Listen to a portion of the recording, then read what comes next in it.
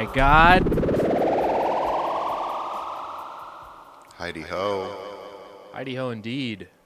Welcome, everybody. Yeah. It's Black Market Live time. Yeah. Yep. This is the weekly live show where we create music, work on music together with the fam, with the community who's hanging out here with us. Also, welcome to all the recording watchers. We love you too. Yeah, seriously. We seriously, literally do. My name is Brandon Niznik, a.k.a. Wise Owl. I'm always good for a hoot. Yes. Even for, luckily the people in Scotland are watching there too.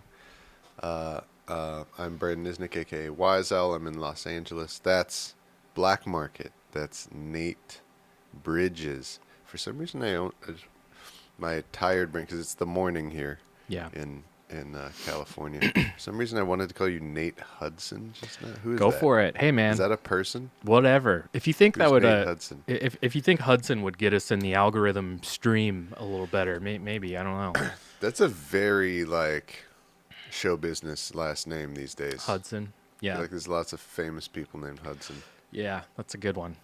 You should think about that. You should think about changing it. Well, Bridges is a very strong show business name also. I've never thought that. I think Jeff Bridges, obviously, because he's Jeff Bridges. It's not Bridges, it's the Nate part. I don't think Nate is a good showbiz name at all. I've always wished my name was like Jack or John Bridges. Some kind of really strong 80s action hero movie name. Yeah. Anyway, today... So he's Black Market. He's Nate Bridges. In the chat, suggest a new first name that he could change his name to. Maybe. Oh, yeah, please. It seems like we like Bridges. Yeah. He's in Nashville. I am in Nashville. Tennessee. Yes, I am. Nate Dog. Music City, Country Music USA. Here we I are. think that one's taken already, Andrew, but yeah. Yeah. Okay, so what the hell? What are we doing? What are we doing today? What are we doing here? Today... I'm just going to sip on my coffee and let you take it away, guy. Yeah, man. So today we are the show's called Glam Rock Detour. And as some of you guys are probably aware, I really love David Bowie and glam rock, T-Rex, all that good stuff in general. New York Dolls, all the old early '70s glam rock stuff. I'm a huge fan of. And me and Brandon actually got hired to basically make 5 original songs in the style of glam rock in the style of some of our favorite types of music. So today we're going to show you some of that stuff. We've got 3 songs we've completed so far. We're really stoked. They're basically unmixed, but we're going to kind of go through some of the tracking sessions and I'll show you guys kind of what they sound like. Our client is ZIA STARLUST. So it's she's very glam rock, kind of Bowie inspired. So it's really cool. We're really excited about it. And it's been a ton of fun. It's been one of the more fun things I've been hired to do in a really long time, because we're just being paid to write songs. We're being paid to write David Bowie songs. It's fucking awesome. It's really, really fun. We've also and if you didn't know, you can hire us. Yeah. By the way, you can hire us. If you're a person who's got some sort of music project, hit us up, contact us. Let's see if we can, if we're the right guys for it. We're not the right guys for anything, for everything. Hey, come on now. That's not how we get hired. I mean, hire us to do death metal, Tool covers. Just kidding. Yeah. No, not that's what I mean. It's listen, I need some hard, fast bebop. And I need a lot of it. That's true. I would flounder. Would you say, yes, we can do that. No, deal, but I would sign, shake hand. I would put that person in contact with some bebop cats that I know. Yeah. We can find what you need if it's not us. But Other stuff we've got to go over today. We have new Patreon $5 tier benefits that apply to Bandcamp as well. We've got Set you Eno up. cards, as always. We have 2 mailbag questions, which is awesome. One from Andrew Wright, as always. Good to see you, Andrew Wright. Another one from a new viewer named Gustav in Sweden, which is really cool. All right, Gustav. We're also going to record more stuff on the final ABBA song today. I believe you're going to record a couple things, and I'm going to record a couple things, correct? Probably. Yeah. I'm hoping to hear our dear friend Black Market play the organ today. That's happening today. I'm excited. I love playing organ. It's really fun. Yeah. I but play yeah. organ on this thing all the time. Yeah, you do. It's your turn. I count.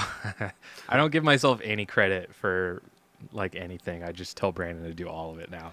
Well, now we'll let the public decide. We're going to do it in front of everybody, and we'll find out once and for all. Yeah, if I can. Are you good or are you bad? Oh no. No, I'm just kidding. Oh no. I'll be okay. That's what I can promise.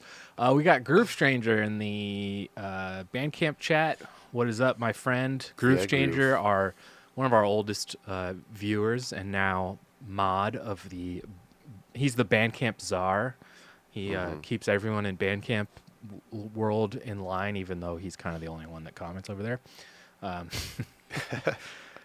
Maybe that's why he's the only one comment. Maybe he's like, maybe he's scared everyone off. Everyone else to be able to chat. Yeah, maybe. There we go. Also, we're trying to grow this show. So if you guys can please, if you're watching, please share this show on Twitter, Reddit, Facebook, like wherever you can think of. Help us grow this show. We're trying to grow the audience. Yeah. We've maintained a steady clip of about the same people each week for the last couple of weeks, and we want to see growth week over week. So if you guys could, community. if you guys could help us build this community by sharing this around, that would be awesome. Groove Stranger says, there were like 50 guys here. I banned all of them. Well, if you did, I'm sure you had good reason, Groove Stranger, so don't worry. Yeah, maybe everyone in the current community already is sharing. And if Groove so, Stranger's just thank you, y'all. Groove Stranger's just booting everybody out. Yeah, maybe. Who knows? Yeah. So how's your week been, Brandon? Oh, it's good. Wait, I actually need to think about that because I don't know. Yeah. It's What been the hell busy did I for do us this week. What did I do? It was good. I played 2 shows. Nice. Because last time we were here, I was about to play in Santa Monica, right? Yes. Yeah. Performed in Santa Monica. Performed in San Diego. It was fun. It was good. It's like nice, chill shows. But the main thing about it for me is, so on the one hand, a bit of cash, a bit of money. That's always nice. Especially in this time of my life, in this period of my career where I'm really making a go for it. I was laid off from my previous television show that I We're proud of worked you. on as an audio engineer, during the pandemic, and decided to stay laid off and make the push to go fully freelance for the first time in my life. And super badass. So get a little bit of cash to perform. So that's part of it. But the most important thing, and the biggest reason why I want to do these gigs and why I keep on doing them, is literally for the practice, to keep getting notches under my belt where I'm singing live. Because I get a fair amount of practice singing and recording my voice and doing it in the studio. But man, when you're doing it in front of people on a song where you don't get to stop and go back to and take the first verse again, like, it is live and it's in a different environment, the way that you hear your own voice, like just everything that you got to do and everything that you got to muster. And also that you're like connecting with real people, like how to work a room, all of that. I can just tell, like, I need more practice. Yeah. And it's one of those things that, like, the what do they say, like 10,000 hours to master something, you know? Mm-hmm. So I'm not going to get those hours anywhere else, other than doing it. So It's true. so that's the main thing. We got those 2 regular gigs. I'm performing at least twice a month now. Did them both this last week. Badass, Both the dude. January ones, and so yeah. That's badass, man. That was like the main thing that I was thinking about, focusing on and worrying about and celebrating about, all that this week. Yeah. Because like there's so much mentally that goes into it in the lead up to it. Even though like the show is only, one of them that we do is 2 hours, the other one is 3 hours. And even though the show itself is only that long, there's like 2.5 days of like Yeah. being mentally consumed by it leading up to it for me, you know? Not to mention, like, I've never been like a lead singer in a band. So, like, anytime I've sang on stage, I'll usually have like my one number. Every band I've been in, hey, what's up, John Cobman. Okay, Cobman. That's Cobman. Mr. J. Cobman. Nice. Good to see you, man. Good to see you too, John. John, so Nate and me and you used to be roommates. Yes. John Cobman and I were roommates when how old was I, John? I was like 20, 21, something like that. Yeah, I went to school with John. He's a dear close friend of mine. And Awesome. a big brother figure for me. Nice. That's as great. a young man. We all need those. Yeah, it's good to see you here, buddy. But I was saying, anytime I've been in a band, and this is true for like every band I've ever been in, I'll usually, like, I don't have a bad singing voice, and I definitely enjoy it, singing on stage, and I bring a lot of energy to it, so I can be a useful weapon to point at an audience Yes. when it comes to playing. But I have the problem of, like, if you ask me to remember all the lyrics for one song, I can do it. But if you want me to remember a set list of songs, even fucking 2 songs, there's no goddamn way it's going to happen. Dude. There is just no way. Yes. It's so hard. That's a major part of it too, man. Yeah. Because my like what I'm working on, mate, is performing live as Wise Owl, as my original music. And I do go up there and I do perform as Wise Owl, but what I'm doing for these shows is all classic reggae songs. It's all cover music is what I'm doing right now. But that right there is a huge part of it, because like that is a skill that I need to develop in my brain and expand for myself, is remembering all the freaking lyrics. Because look, remembering all the guitar parts for 3 hours worth of music, it's much more second nature. Like you can do, but it's only because we've done it more times. That's true. We've practiced it. That's true. It used to be just as impossible. Yeah.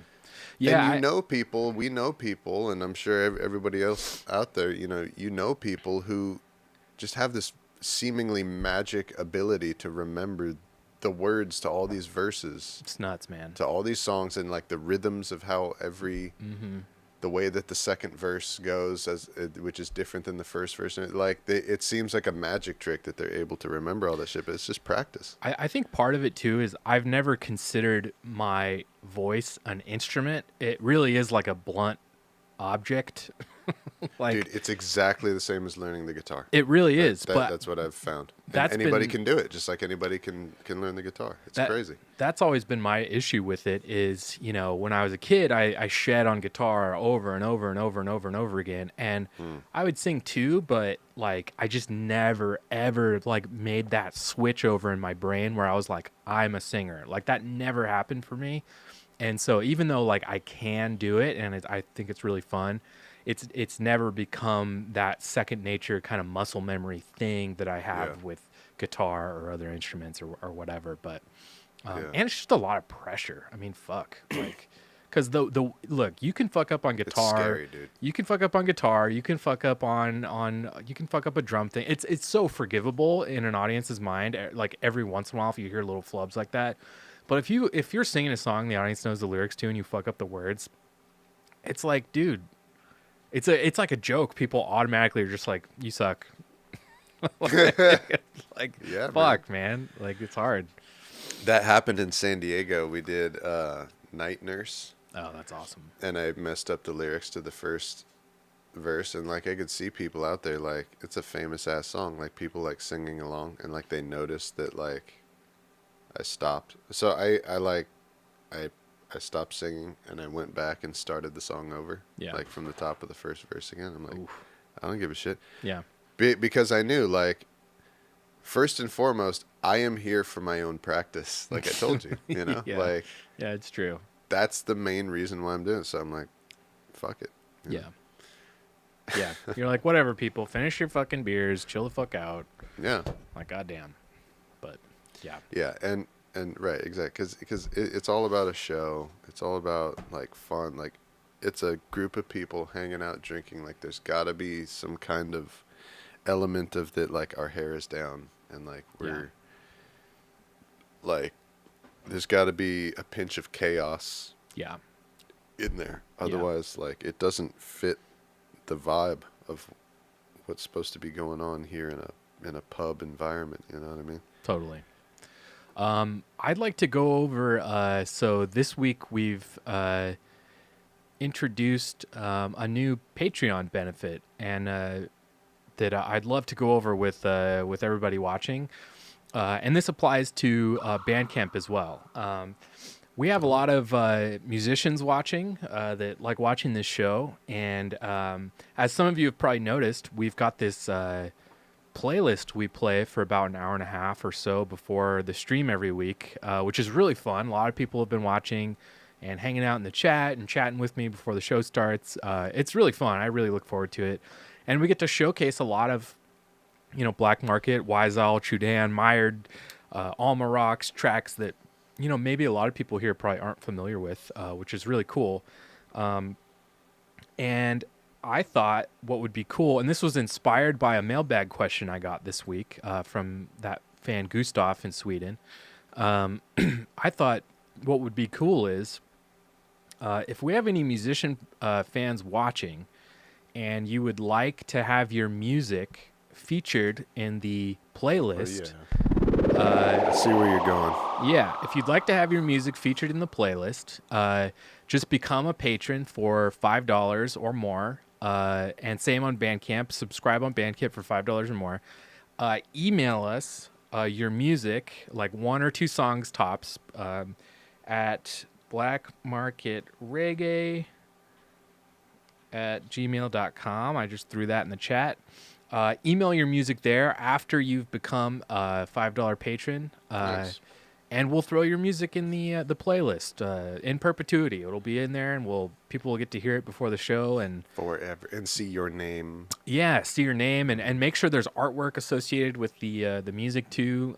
It'll be cool. It'll be featured alongside all the other stuff we're playing, and I'm hoping that could be a cool way to kind of grow the playlist and make it like, you know, just a little more diverse. It doesn't even have to be reggae music. It can be whatever you guys are doing, whatever you guys are working on.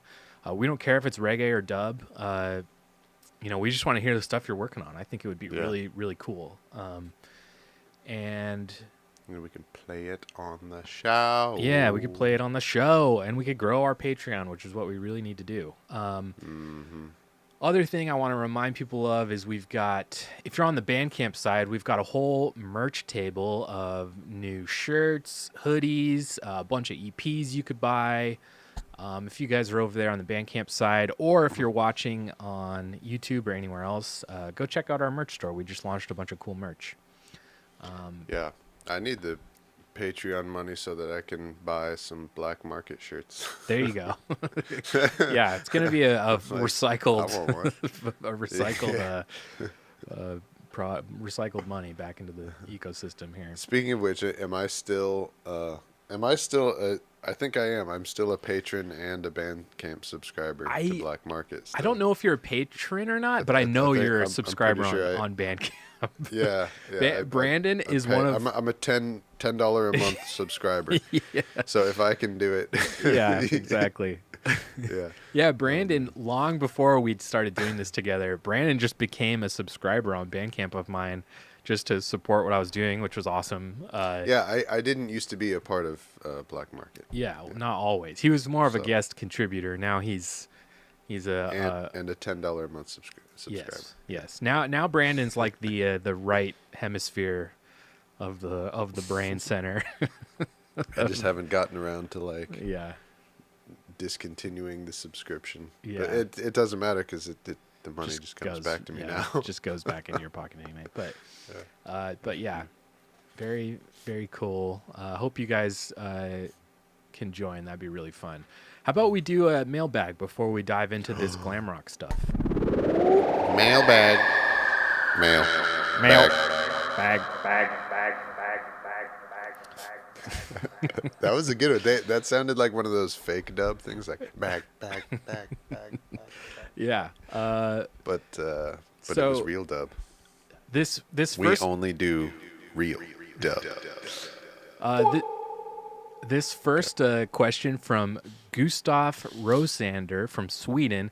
It's kind of less of a question and more just a cool comment I wanted to read on the show. And I'm going to plug his YouTube channel as well because he's a dub artist, which is really cool. Nice. So he's a fellow dub artist that's starting his own YouTube channel, and he wants to kind of get some traction over there as well. So I'm hoping we can send some of our people his way because his dubs are cool as fuck. I listened to him yesterday. They're super sick. He's using like an Ableton Push to like do his dubs just like I used to do way before I had all this. That's what you used to do. Yeah, way before I had all this stupid shit. That's how you made like the first, how many? Like first like 30 EPs? First 30 EPs. Probably at least the first 25. Like I was still using that in Nashville. So as of like 2-3 years ago, I was still doing it that way. Way before this stuff. So Gustav is using the same equipment to dub that you used to use. Okay, and he's like writing and producing his own music and oh, nice. It's super cool. He's doing it just like we do it. He's kind of making his own tracks and dubbing them out. It's really, really sick. I'm going to go ahead and share let's share that link. Share his link in the chat. I'm going to share it over on Bandcamp too.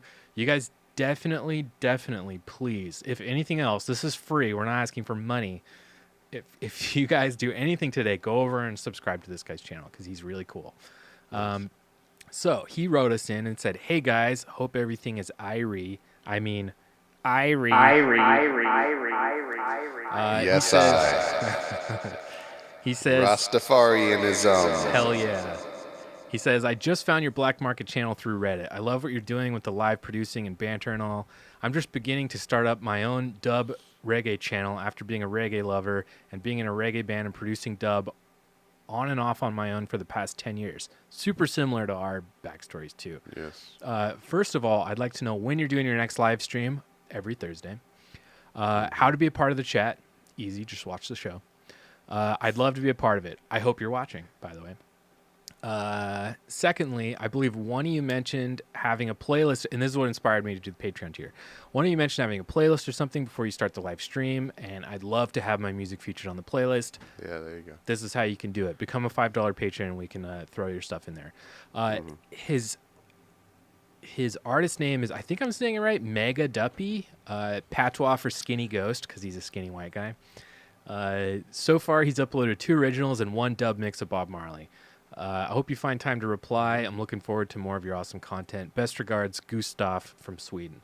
Thank you so much, Gustav, for writing in. Nice. Super good question, and actually inspired me to offer some new Patreon tiers. So thank you.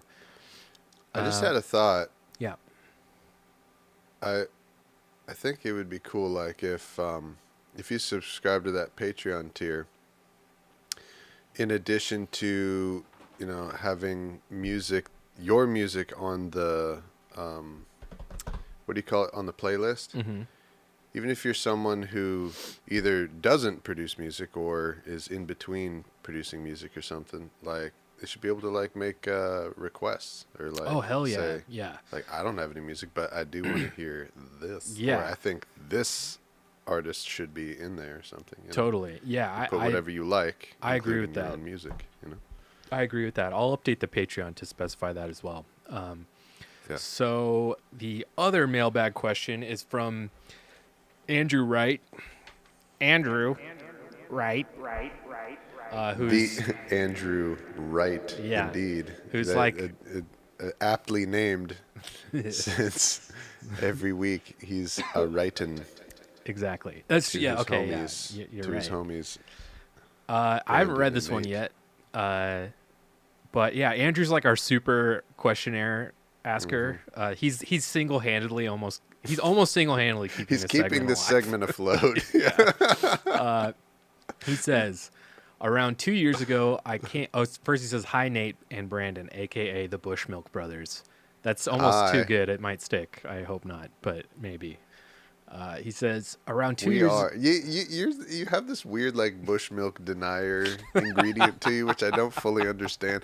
Nate's like scared of the bush milk. I'm so scared of and- the Bushmilk. and, like just doesn't want to. We created a like- new type of poison, and we ingested it on our. We experimented on ourselves. It's like it's sort of like you know in that South Park episode where like Stan has to go like to take like the vision quest of his people, which is white people, just like you know. So he like it breathes like fumes from a bag. Yeah. Bush milk is like the white people version of ayahuasca. Yeah. Maybe. Yeah. That's good. Well, even though a lot of white people probably go on vision quests to get Yeah, ayahuasca. at this point, Probably at this point more white people. ayahuasca is becoming pretty whitely Yeah. appropriated. Also, Yeah, it Yeah. definitely is. Okay, so his question or his email he's written in. Around 2 years ago, I came across the platform Bandcamp for music sharing, and as some viewers are currently watching right now, they offer a streaming ability too, which, yeah, if you guys are on the Bandcamp side watching the stream, you are aware of that. This has opened up the door for many independent artists, bedroom bands, or in your case, bathroom studio projects, and also the Yes. releases of many past catalogs that aren't available on the more mainstream music buying apps. So true. I So myself would have never found you two if it weren't for a bright green Batman 1966 cover flashing in front of me one early morning that piqued my curiosity, and the rest is history. Also, I love the feature underneath the artist page that suggests other music that the artist likes, and thank you, Nate, as under the Black Market page I found one of your favorites, Pressure Sounds, which is filled with a plethora of timeless dub classics. Yes, that's Nice. a really good album. It's Prince Jammy, I'm pretty sure. Question: could you both suggest for us 2 or 3 Bandcamp artists / pages you each follow, which inspire you or just outright appreciate in any genre? Yes. I definitely can. Yes. Do you have some in mind, or you want me to go first? You go first because I'm opening up Bandcamp right now. Okay. And I'm gonna surf through. This This is the first I'm hearing this question. Yeah. I've got 2 off the top of my head that I really like. One is from an artist I've collaborated with. His name's Alma Rocks. He's based out of Portland, Oregon. And he does like, it's really hard to define the kind of music he makes. It's like very, on one hand, it's very poppy, but not in the way you would think, not like top 40 pop, like kind of more classic, like kind of Beatles-esque pop, but it's like packaged in like a very new kind of way. Oh my God, my dog's trying to break the door down. It's really like psychedelic. It reminds me a lot of like Animal Collective or Flaming Lips, but also kind of like it's very 80s too. It's really, really cool and unique. And him and I collaborated, I should say he made a Peter Gabriel cover that he did as like a dub track. He did as a straight reggae track, which if you guys were listening on the pre-stream playlist thing earlier today, you probably would have heard. I think it played. You would have heard it. But he's really, really cool. I would definitely recommend Alma Rocks. He's got a pretty deep he's got quite a few songs on there too that you can check out and albums and stuff. They're really cool. He writes all his own original music, and he has a really high output too. So I couldn't recommend him enough. And the other guy that I found through Bandcamp, who's now like one of my favorite artists, and he's got a new album coming out in March. Actually, and I got a third too, is Kavinsky. I don't know if any of you are familiar with Kavinsky. He's an outrun artist, so he does like synthwave outrun type stuff, which if you guys are familiar with my Tanks Arcade EP, it's basically that stuff. That Tanks Arcade EP was like electronica. Yeah, it was like super inspired by this guy Kavinsky. And he does this really cool like concept behind his music where like his albums, he's only put out 2 albums. His second one's coming out soon. The last one he did was like 10, 11 years ago. But the concept behind his album is that he wears like a Letterman jacket, like a high school Letterman jacket. And in real life, he drives a 1985 red Ferrari Testarossa. In real life. And that's like his car he drives around. And so he's like a real life outrun, like he's like if some outrun character like jumped out of the music and like became a real person. It's really cool. And his first album is like this whole Testarossa. Okay, I had to just Google Testarossa to see what this is. Yeah, I used to have a Hot Wheels of this thing. Oh, for sure. Yeah, it's like super classic, like 80s, Holy iconic crap. 80s car. I just like hear the DX7. I just like hear fucking synthesizers as soon as I look at this car. Yeah, and it's like that part of that is like, it's just so cool that he like has that car, and like, you know, it's just part of his whole identity and music and look and everything. It's really sweet. I want one of these. Jeez. But yeah, he had his first album is like this concept of like he's driving his Testarossa at night, and he like gets in a car crash, and then due to some 80s magic, he actually comes back to life as a zombie, and he's like making all this awesome outrun music as like this zombie. It's really fucking cool. So yeah, he's pretty big now, so I wouldn't be surprised if some of you guys have heard him. And then the last one I would like to recommend. Yeah, put these names in the chat. Yes, so I will. The last one I'd like to recommend is, and I'll start with your mom. No. Oh, that's surprising. Okay. Is Windows 96, who is a vaporwave. That's an amazing name. Yes. That is an amazing name. Yeah. Holy shit. Yeah. Windows 96. Woo, that's one of the best artist names I've heard in a long ass time. Yeah. Windows 96. That's dope. He makes very sleepy, like liminal, a vaporwave music. Super fucking cool. His nice. Album 100 Mornings, absolutely incredible. Got to check that out. So yeah, Almarox, Kavinsky, Windows 96. Those are my favorite artists I've discovered through Bandcamp specifically. Nice. Yeah. Okay. So mine, none of the 3 that I was going to share about are people that I discovered through Bandcamp. Mm-hmm. Was that a prerequisite of this, or is this like just my like favorite artists that I want people to know about who are Bandcamp artists? Sure. Yeah, I think that applies. All right. Whatever. Anyway, this may or may not be an exact answer to your question, Andrew. Mm-hmm. And if not, then go fuck yourself. Yeah, you can S the D. S the D. So let's see. First one for me is, and these are people who, when I listen to their music, I go to Bandcamp, I use Bandcamp, and you know everything that you said about Bandcamp and just how awesome it is, and the way that we can like reach and consume these different artists in exactly the same way that we would consume an artist that's like signed to a big label. It's freaking whoa. Uh-oh. Something got bumped. Hang on. It's okay. We will. There you go. On my back. That was wild. I have no idea what happened. My meters were still bumping. Okay, I'm going to try not to punch my desk like I usually do. Okay. Bandcamp is cool is what I was saying. Okay, so first one is Smoke and Mirrors sound system. Oh, hell yeah. So this is a band from a person who's in our community. One of the people who hangs out here on the streams from time to time. Mr. John Roy is like the head honcho of a very cool like collective of musicians. It's sort of similar to how, I mean, it's not exactly the same thing, but you know, kind of like how Gorillaz and Nine Inch Nails is like it's one dude, and there's any number of different musicians that are on the records and whatnot. Wait, is my voice fading out again? It kind of started to. What the hell is going on?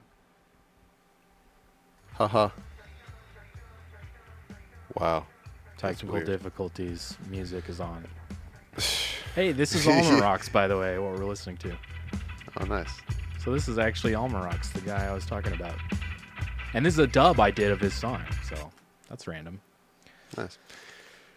Okay, so Smoke and Mirrors sound system is on Bandcamp, based in San Diego, but so basically what he does is gets so he's oh my god, I don't know what is going on with my microphone right now. It's all right. Dude. It's not too bad. What the fuck? This is so weird. Okay. Yeah, he gets like great, awesome, very good, very talented ska and reggae musicians from around the world. This is like a COVID project, right? So during COVID, he started getting people to collaborate remotely, and he put together like a super group. And there's just a lot of really, really good ska and reggae music. Emphasis on supergroup too. I mean, God, he has the heaviest hitters on his stuff. It's just, it's unreal.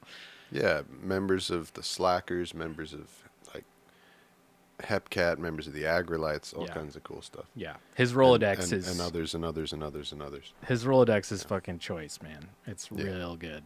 And me and Brandon have been on his stuff. Well, that's what makes it so choice. That's true. That's true.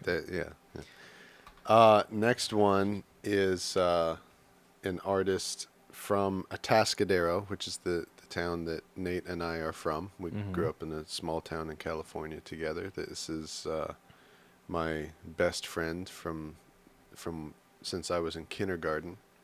Nigel Walsh. Oh, hell yeah. Is a Bandcamp artist. This is Americana music. This is Southern rock. This is at times country music. It's Americana, I think is the best way to put it. But yeah, dude, he's so freaking creative. Fantastic songwriter. He's one of the best songwriters that I've ever met, and it turns out he's my best friend since kindergarten. Yeah. It might look a little bit like self-promotion because Nate and I used to play in this band. Yeah. And in a lot of the recordings on here, we're playing in the recordings, but it's not us. It's not our music. It's Nigel. Buy it, spend money on it. Yeah. It goes to Nigel. It doesn't go to us. This is his music. He wrote every last lick of what's in here. He's a genius. Yeah. And so yeah, it's cool. I love it because and it might be interesting to you because it's very Atascadero music, just like what we make, but it's on a totally different. The other side of it. The other side of it. Yeah, right. Yeah, it's the other side of like what music from our, our region that we grew up. We grew up in a place called the Central Coast of California, which is like a really sort of isolated, sort of unique thing. It is not like LA. It's not like San Francisco. It's not like any other part. Like it's its own thing. I mean, it's its own thing. So yeah, he's a great, one of the best Atascadero artists ever. Is Nigel Walsh. That's true. He's amazing. And the third one is, I'm going to say, in my opinion, the best reggae band in Los Angeles right now, Okay. the Expanders. Oh, hell yeah. They're on Bandcamp. This is a, as far as I know, I'm not super up to date on it. I think that they are now signed to Easy Star Records, but their music is on Bandcamp. That's where I listen to it. 2 of their best records are on here. You can stream, you can listen to, you can buy. Their first, is it their first? Might be their second album of original music is called Hustlin' Culture. And then they also have on here, so they do like entire LP length collections of cover songs, but what they cover are the super deep cuts of old songs that are by Jamaican artists. But like, even for all of you who are like us, like reggae historian type people, you probably have never heard of these songs. They're such deep cuts because the Expanders are more reggae nerds than you. You know what I mean? Like they out nerd the nerds. Wow. And it's that combined with how just freaking talented they are and how skilled they are at playing in that style. So Wow. If you love reggae, especially like the mid 70s sound, the late 70s sound, like the roots reggae sound, if you like that, this band is kind of too good to be true. Wow. Don't you feel that whenever you hear like an Expanders song come on, just like the way that the drums and the bass and just everything, it's like, it's ridiculous. They're incredible. They could probably be worth throwing in our playlist, honestly. Yeah, man. Well, once they become $5 subscribers. That's true. Until then, That's they true. can go screw themselves. Get on it, Expanders. God damn it. Yeah. So anyway, yeah, these guys are from LA. And especially the part of your question, Andrew, in terms of who like inspires me. Man, I've talked sometimes before about like Victor Rice and the Agrolites and stuff like that. The Expanders for me is definitely a band that like I just exist all the time in my life of like trying to be half as good as them. Like that's pretty much all I do whenever I'm making reggae is like, oh God, how can I try to be even close to as good as the Expanders are? Yeah, like that's kind of all I'm doing. Speaking of that, just wishing you were like half as good as fucking somebody. Fucking Packy Man, dude. Have you listened to Packy Man? No. Oh my God, he's Is this so a Bandcamp artist? Yes, he is. Right. He's touring. He's on a world tour right now. He's how like, do you spell that? I'll post it in the chat. Yeah. I wanna. This is one I wanna. Oh my God, Packy Man, dude. It's just like the most like authentic sounding, like just 70s dub that I've heard in a really long time. Like he records everything to tape. He plays everything himself. He brings like a little mixer and tape machine on stage when he plays. Yeah, man, It sounds like Victor Rice, man. Yeah. He's just so sick. I would love for him to just know who I am. He's like my new favorite. Oh shit, reggae he's artist. from LA. Yeah. How the hell have I not crossed paths with this guy? So I don't know a whole lot about him. I'm only familiar with him as of recently because of his new album that just came out, Return of Packy Man. I have a feeling, yeah, he had. Oh, he's done tons of stuff for like a while. Look. Wow, yeah, I'm looking at 2019 his page right now. Man, this is crazy. It says Los Angeles, and I don't know who he is. All of this shit is so good. Look him up on YouTube too, and just like watch what he does. It's fucking sick, man. He's definitely this week, dude. Check out Packy Man this week. It's cool. I promise you, you'll dig it a lot. It's really really cool. Reminds me of like King Tubby meets Augustus Pablo. Like that's strong. Yeah, it's like that type of stuff though, like super old school dub. It's really nice. really cool. Yeah, Papa Jocko says, love the Expanders. Yeah. Also, anything by Toots. Rest in peace, Toots. Yeah, thankfully the Expanders are not like a small unknown group. Thankfully, they used to be for a long time. Nobody outside of the L.A. reggae nerd scene knew who they were. Thankfully, they've gone well beyond that now. Yeah. Yeah. But they are still a Bandcamp artist. And Yeah. I still listen to them. Yeah. Awesome. Wow. Great question, Andrew. As always, you always ask such good questions. And likewise, if any of you watching, whether you're watching live or you're watching after the fact, after this has been posted and archived, if you want to send us a question to be featured on the show that will 99% of the time spark a discussion that takes up quite a bit of the show, send us an email and this with the subject heading mailbag to blackmarketreggae@gmail.com, which I just put in the chat. Yeah. Yeah. So, send us some mailbag questions and get featured on the show. It'll be awesome. We should have little mailbag, like little theme songs for each. Yeah. Little music stabs. I've been meaning for each to, segment. at the very least, just have a graphic. I'll work on that this week. We'll have a mailbag graphic. Same with an Eno card graphic. I want mailbag and Eno card graphics to pop up when We should harken back to the early days of this stream and just like mailbag. Yeah, exactly. Eno cards. Yeah. Jar. Yeah.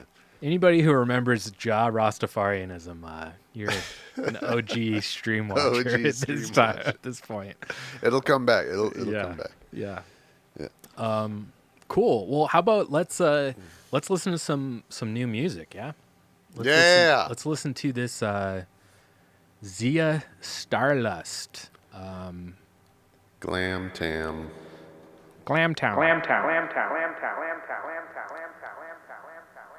Sweet. So here's our session. So this track is inspired by the Bowie song Golden Years, to the point where we even kind of used the structure of that song as like a template, which is down here, and definitely not going to play that so that we can actually... So the stream doesn't implode again. Yeah, exactly. So I'm going to show you guys a couple of the songs we've done. So this first one is like inspired by Golden Years, like I said. And we've got these awesome funk drums from drumdrops.com. Not sponsored, but they're amazing. Go check them out. And this is kind of like the arrangement I have made for this song. So I've kind of cut the drums up and pasted them around in a way that... will kind of fit the arrangement we're trying to do. We've got, what else did I do? I recorded a shaker here. I recorded some snaps and claps. And actually all I did was record like a bar, and then I just had them, and then I copy pasted them, which so actually... this is you actually snapping and clapping? Yes, it is. Yeah. Chilling out, maxing, relaxing, all cool. Exactly. Nice. So I actually like... what I like to do is I'll record like a bar or even like maybe an odd measure of snaps or claps or percussion. And then I just duplicate, then I time correct it, and then I duplicate and just repeat it. And then what happens is the rhythms kind of slightly like shift and kind of over time they change in relation to the song.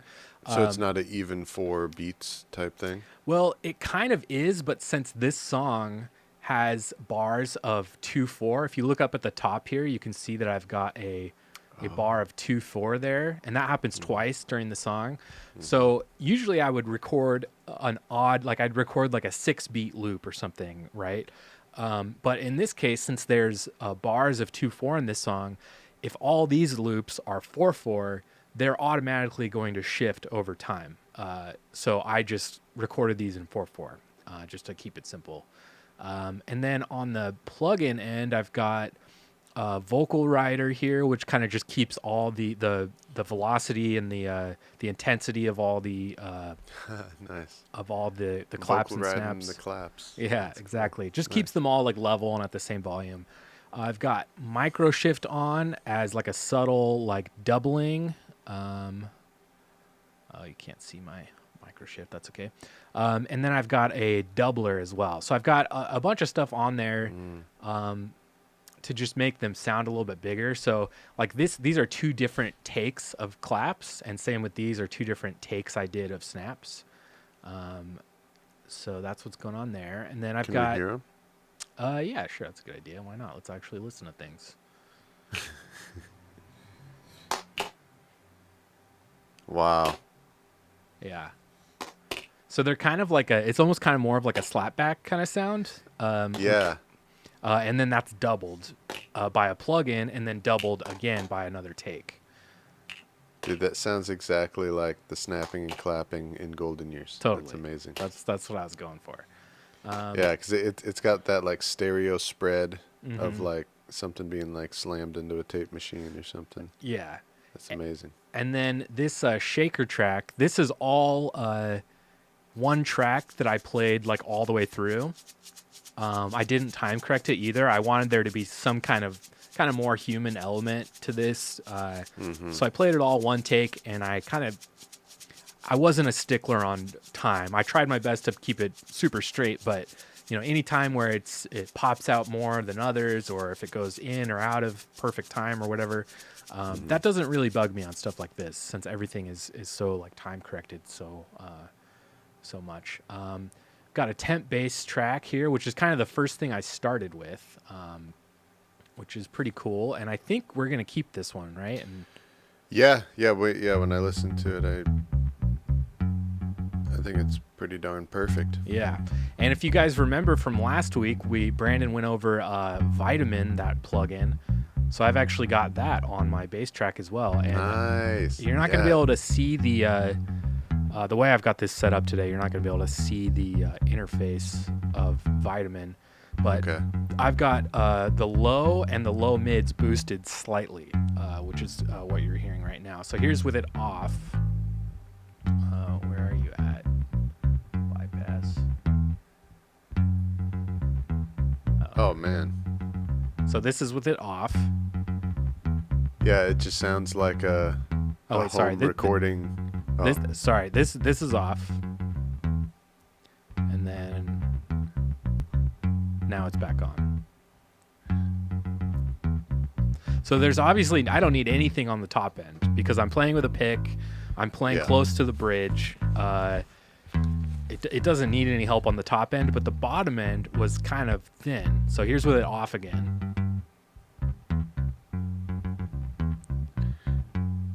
Yeah, man. So it's starting with kind of a cool 70s sound, honestly, but for the purposes of this, like it needed more. So here's it back on. So if you guys are listening with headphones, you'll really be able to tell the difference. It's like with it on.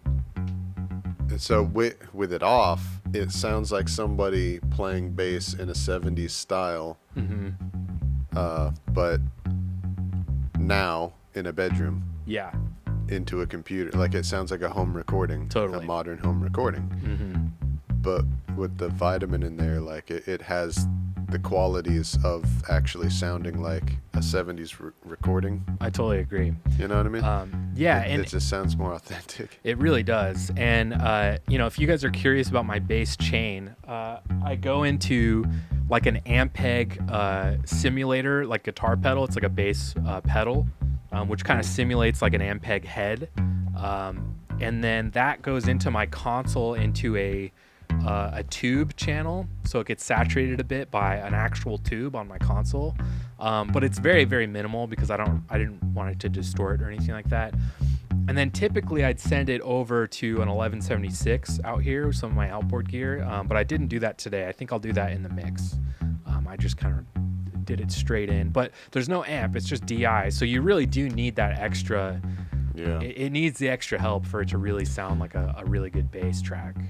And it's really amazing to me too, man, because like as you describe that signal chain that you're recording the bass through, I mean, like that's like what you would pick, you know. There's all kinds of great gear in there. There's all kinds of things that you're doing to enhance the tone and everything. And even so, listen to it without Vitamin. Exactly. It still sounds just kind of flat. Yeah, it's like I wouldn't be able to tell which one is that and which one is just somebody just plugged their bass into the side of a laptop. Totally. Yeah, it's crazy. So I'm really glad you showed me that, because I used Vitamin all over this shit this week. It's a game changer, and it's one of those things, like once you touch it, once you find it, it's like, oh my god, I have to use this all the time now. Yeah. That's cool. Well, good. I'm glad that it's useful for you. That's good. So the next one I want to show you guys is the guitar. If you're listening to headphones, it'll be in the right channel. It'll be in your right ear. It's panned far right. And this is kind of like the main, like, Golden Years style guitar that you'll hear like in the intro of the song. And this is kind of my recreation of that. So this has Vitamin and EQ on it as well. Yeah, this one. So this song is what you call a sound-alike. Yes. You know, where someone's like, hey, can you do a sound-alike of David Bowie's Golden Years?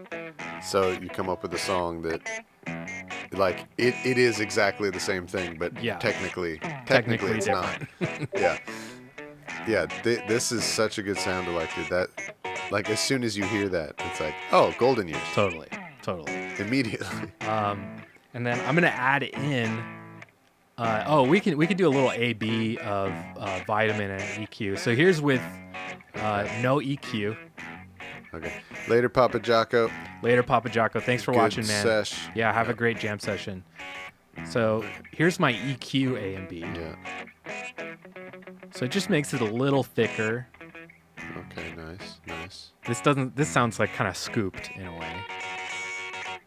So this is back on. Here's with it off. Right, yeah, you're kind of reversing the mid scoop, which is something that happens with distorted guitars a lot. They tend to have a lot of lows and a lot of highs and a hole in the middle. Totally. And then so that's nice. This is no EQ, but Vitamin is still in. And what I'm doing on Vitamin is I'm adding a ton of low and low mids, but no mids, no high mids, or no highs. Because the way I record the guitar, it just doesn't need any of that. It has so much already. So here's with no Vitamin, no EQ. Whoa! Right?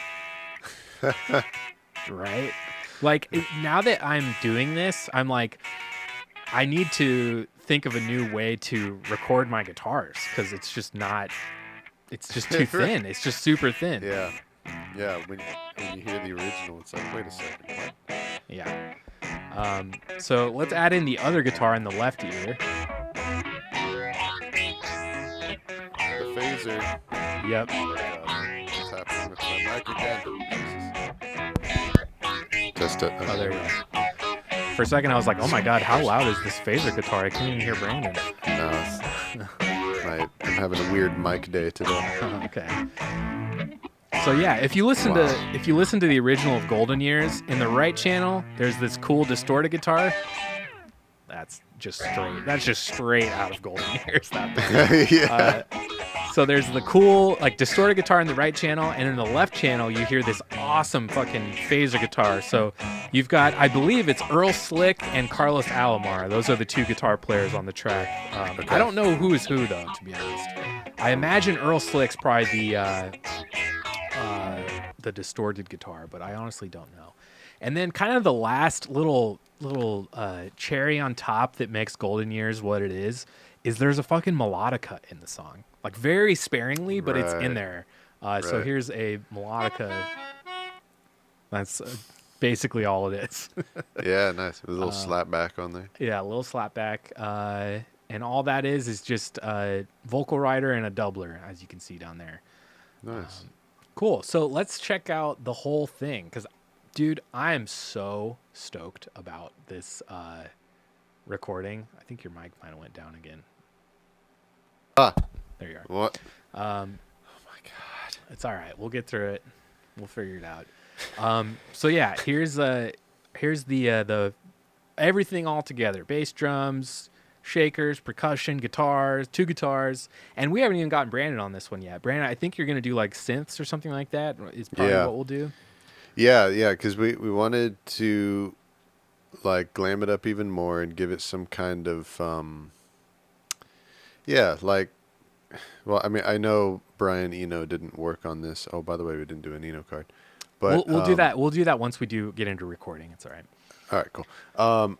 What the hell am I saying? Yeah, I know Brian Eno didn't work on this album that Golden Years is from, but like sort of one of the things he would do is just like maybe would provide textures. Totally. So this, as it is a dope rockin', grooving band. Just playing through, playing. So, one of the things that David Bowie records always have is just all kinds of so much texture, features, little sounds that come in, pass by, go through, and transition moments in between words, just zip, little things, little stabs. And just little creative bits that Brandon is really good at. I always love those kind of things you add to stuff we work on. Thanks, man. Yeah. That's kind of a thing that turns out to be one of the little knacks that Well, that I have. So let's check this one out all together. Here we go. All right.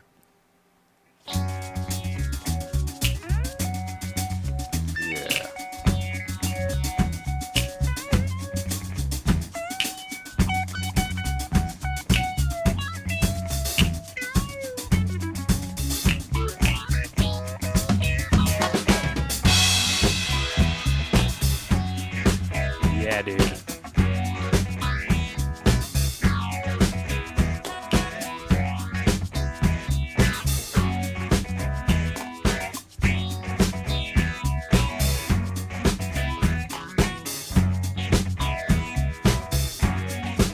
It's such a close sound alike. It's wild. It's like obviously you can tell what song it is. Yeah. Which one of the things we've talked about doing is with your additions is like, obviously this is all pure Station to Station, pure Golden Years. Yeah. And what I've kind of told Brandon to do is listen to the Eno albums, listen to the Berlin trilogy, like Low, Heroes, and Lodger, and pull in influences from that album and put them on top of this. And so you kind of mix those two Bowie eras into a new song, which I think would be really cool. Yeah, so we're going to put in that soundscape thing that Low has. Yep.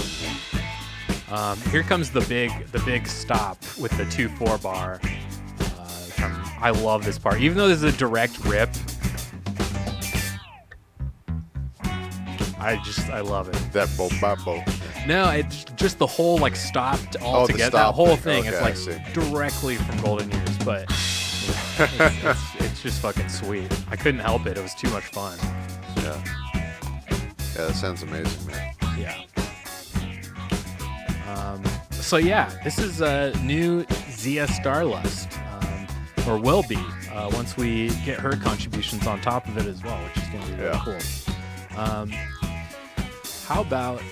And this group of people may be the only people who ever know that this was us who did this music. Totally, yeah. When it comes out, there probably won't be anything on it that says that we were the ones who did this. Yeah, exactly. We got 2 other ones. Do you want to hear? Should we listen to the other 2 tunes? We can just do little bits and pieces of them. Yeah, man. I want to hear them just to hear them. So one of them is a sound-alike of T-Rex. Yeah. And one of them is a sound-alike of Sweet. Yeah. Specifically the song Fox on the Run. I'll do the Sweet one right now since that's the next one I see in my file list here. Even though it sort of came out sounding like the Cars a little bit. It did, yeah. It kind of sounds accident. more like the Cars. But that's okay. Yeah. Well, you tell us. Yeah, tell us what this sounds like. You guys tell us. Is this the Cars or Sweet? So yeah, I don't know if you guys are familiar with Fox on the Run or not, but that's kind of the song we used to model this one. So pretty similar. I did some drum editing. This one has more extensive kind of drum edits to it, as you can see. So I edited the drums to kind of fit the arrangement we were going for. And this one's, like I said, it turned out to sound like the Cars, so it's like a much looser interpretation. The Golden Years one was like very, very direct, like lift of Golden Years.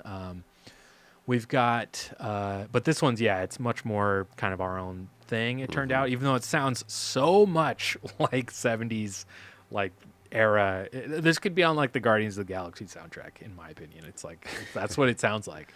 So this one's got 3 guitars and a guitar solo, like a lead guitar thing.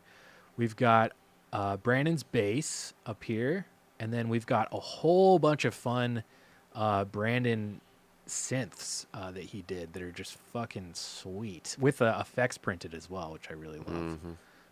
Bunch of awesome stuff. So let's check out this one too. And this one I didn't do as much, like there's no vitamin on any of these. This is before we discovered. Exactly. Before we discovered vitamin. Yeah. So this one doesn't really have. There's no EQ. There's nothing. This one's like totally unmixed, but I think it sounds really fucking good. It's like awesome. So here we go.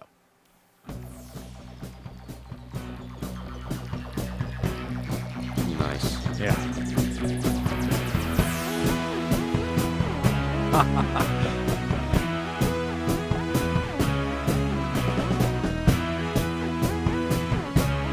So off top of my head, the guitars are a little dark. The guitars need some top end for sure. Although I do really like them. Yeah, because in Fox on the Run, it's like they almost sound like copper. Yeah. Like dang, dang, dang, Yeah, dang, dang, totally. Yeah, so these will get some top end for sure. Groove Stranger says, "Oh man, this makes me want to grab my bass." Do it. Grab your bass. Everybody, go grab a bass. By the way, I just want to say, we have 10 people watching. Thank you guys for all Double watching. digits. Double digits. It's a party now. Yeah, this is the song, like, if you took a time machine back to, like, 1978, this is the song you'd, like, do a bong load with your dad with, like, while this was on. Dad, grab the beer bong!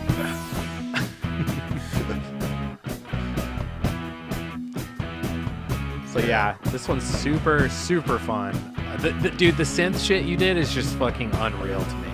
It's so good. Man. Thanks, Doug. And maybe you could tell us, do you remember what these synths were? Like which instruments you used? Yes, they're all the same synthesizer. Oh, really? So I did all of this with all the ARP? same. It's all the ARP, yeah. So Wow. I love this melody.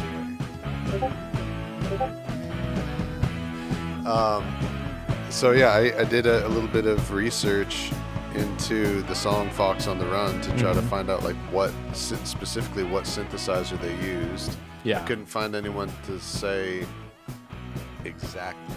Yeah. Hang on, let me fix my damn mic. Brandon's dying. There He's we go.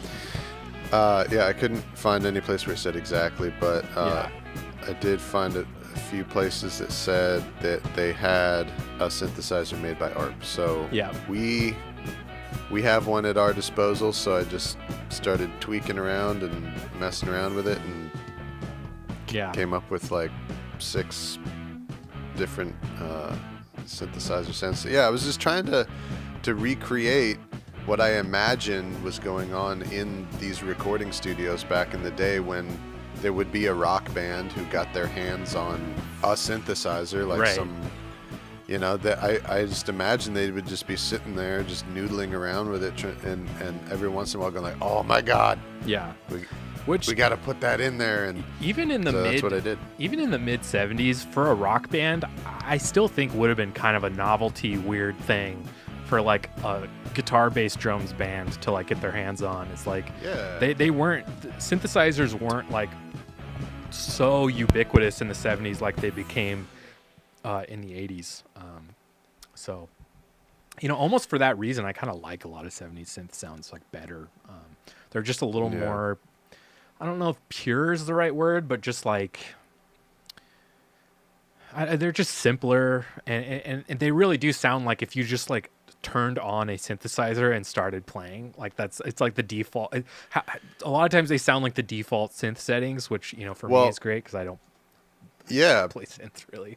Because those instruments don't have presets. Right. They're much more like the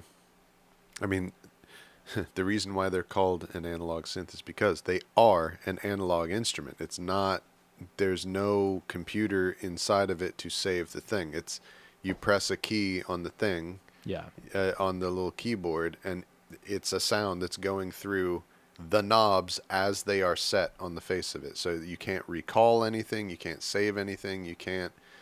There's no bank of presets for it. It's just whatever these knobs are set to right now, that's the sound. Yeah. So that, and also another thing, obviously like the bands that had higher budgets at the time, people like David Bowie, they could be in there with all of the most state of the art, the most current, the most up and coming synthesizers, and more than one of them. Yeah. But for a lot of bands, and it sounds like what it was like in the recording sessions for Sweet as they were doing Fox on the Run, is it was more the type of a thing which was more common, which was that this particular studio that they were at had one synthesizer. Yeah. Or at least they only had one set up and only one that was out that day. Yeah. And was plugged in and everything. So if there's various synth sounds, they all came from the same synth. Yeah. And unlike later on in the 80s when the synthesizer started to be using like digital things with savable, programmable presets, and another big thing that changed in the 80s too was that MIDI and these instruments were coming with factory made presets. Yeah. So that's why like on synths like the DX7 and stuff, like there's certain patches on there, like certain like electric piano patches and certain string patches on those keyboards that are like on 9 bazillion different records because they were factory made presets that all the artists who had that instrument had and used. Yeah. So they're easy to call up and just start playing with. That's not what it was like in the 70s. There's no, every single time that you set up this instrument, every single time that you dial something in, with the exception obviously of people who really intimately know how to use the synthesizer. Like when you really know what you're doing with changing all the knobs and at the controls of synthesizers, it's a little bit different. You can actually like dial in things with more precision, but a lot of times it's kind of like just people playing around with it, people having trial and error and whatnot. Yeah. So that's what I tried to recreate, that sort of vibe that would have been maybe happening at this time. So I just got one mid-70s synthesizer and just from our new Arturia bundle, by the way. Yeah. Brandon, honestly, I mean this sincerely. I think your contribution to this song like makes the song. Like it's cool. It's cool without it, and I remember liking what I did before any synths were on it, but I didn't love it. And then like when you sent me your mix with the synths, I remember I was going out to go see a movie that night, and I blasted it in my car. Like it was so fucking fun to listen to. It was like listening to the Cars. Like it was great. Like I was so excited. That's a nice thing to say. Yeah, Thanks, when you showed me that. So thanks, man. Yeah, so very, very cool. I'm glad you like it. And then we've got one more that we've done for this project, and 2 more still to write, actually, which we haven't started yet. But we've got this last one is called, well, we don't have a name for it, actually, but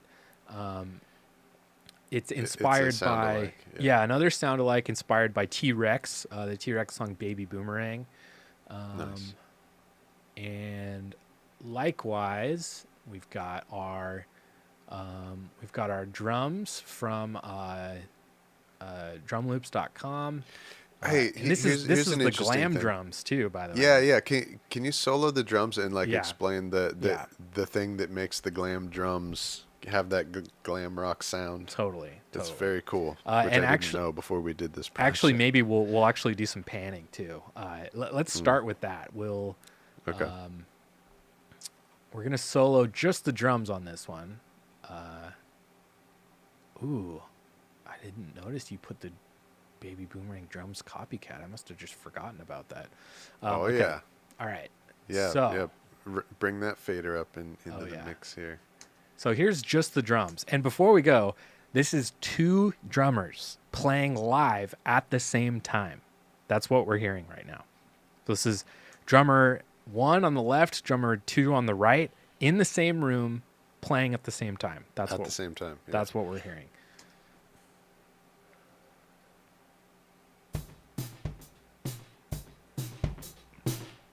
With some awesome fucking With the delay. delay, yeah. So actually, first thing I want to do is take all these out of solo. Let's listen to these 2 tracks are the room mics of okay.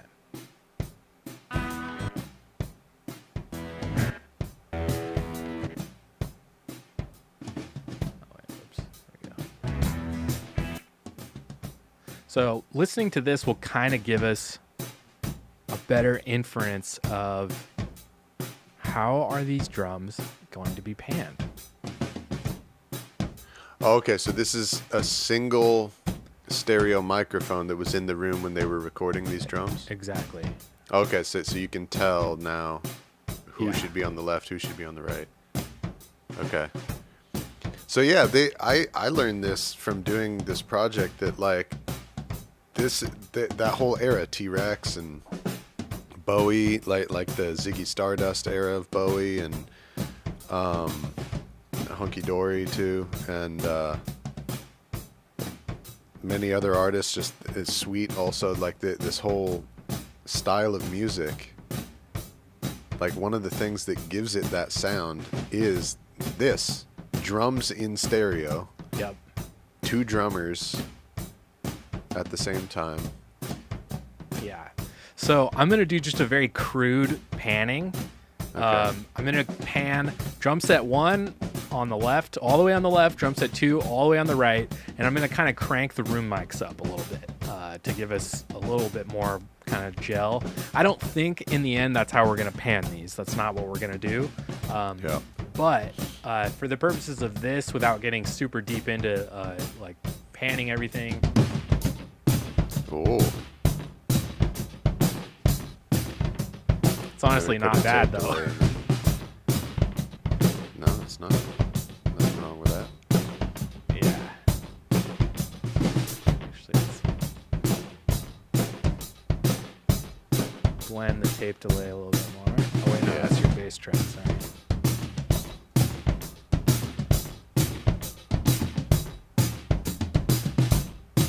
There you go. Yeah.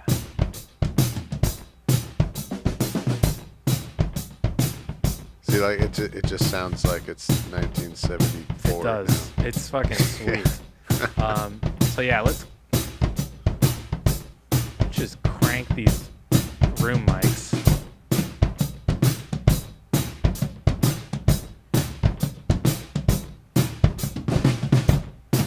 So cool.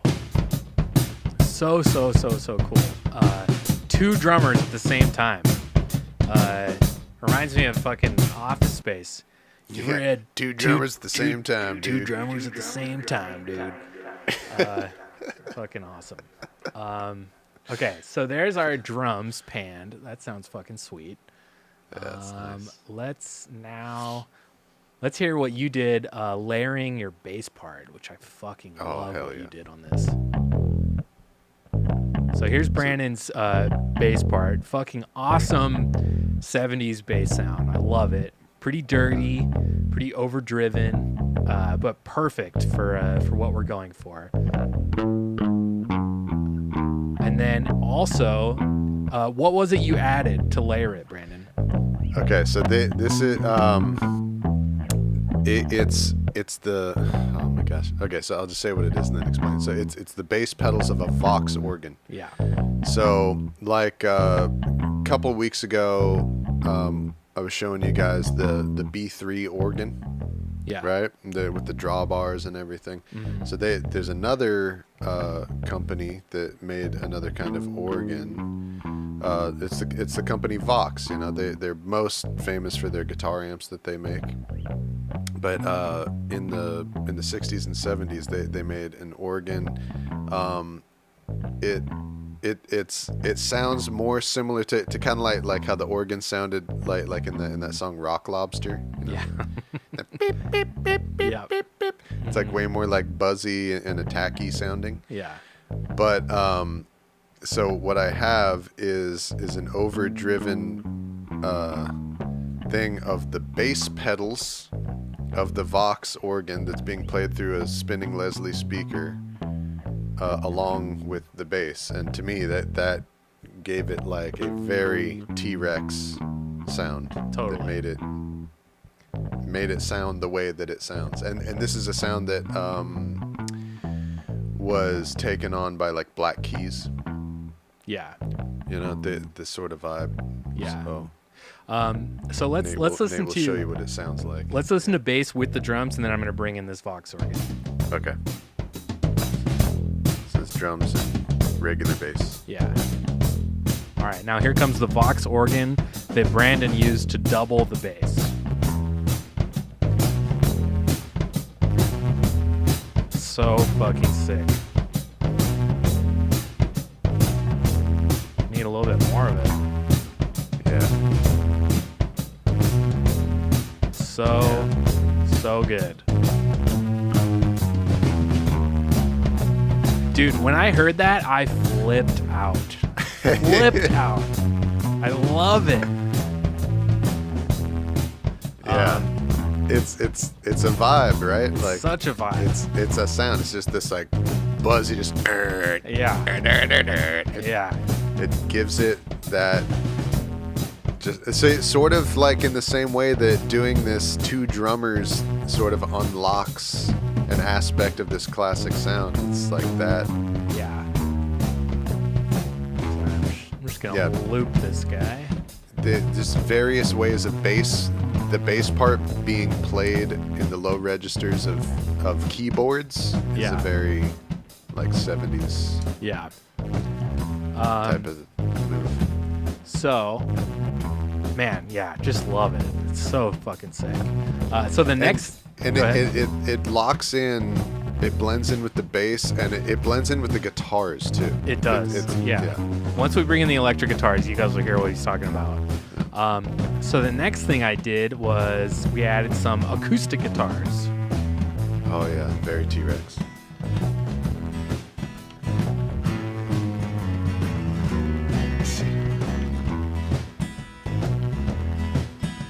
Gets twice as T-Rex when they come in. Yeah.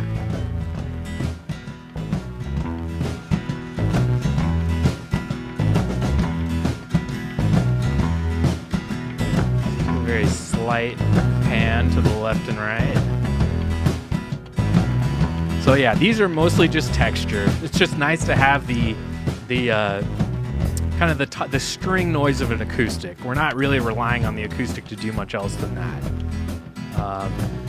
Then we've got hard panned guitars, left, right. So here's the left one.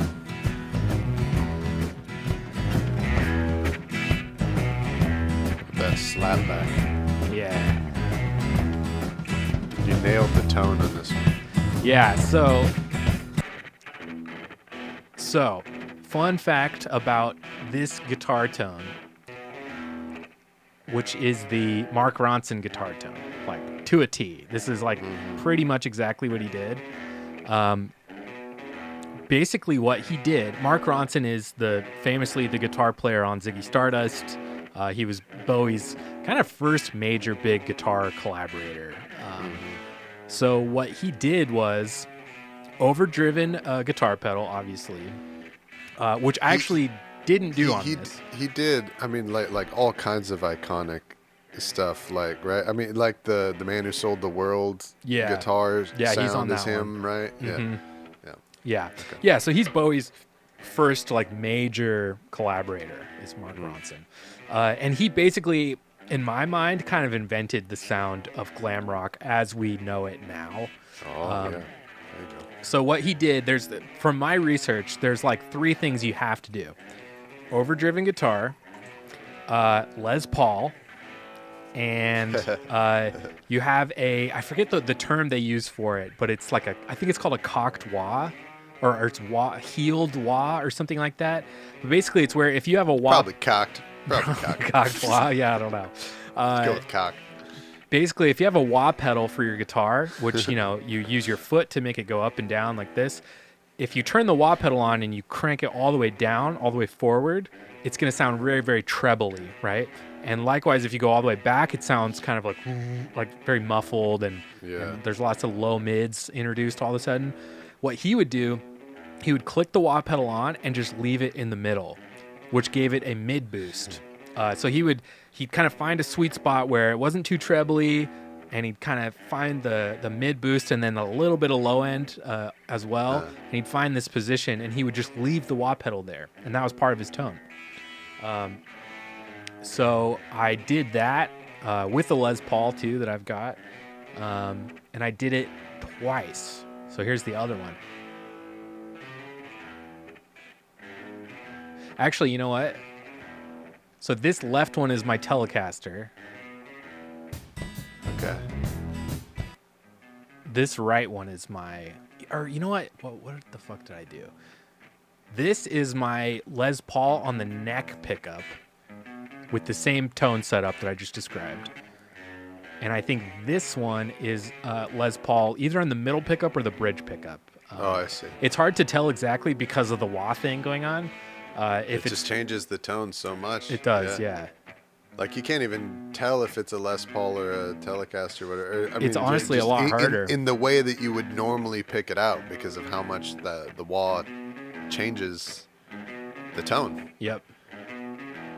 And then I believe this lead guitar, which is the third guitar, this has got to be my Tele, I think. I don't remember.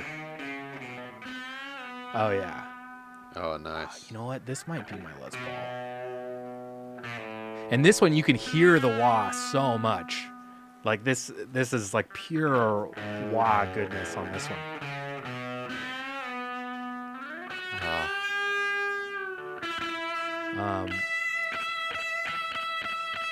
So there's still a few more, but let's listen to all this together so far.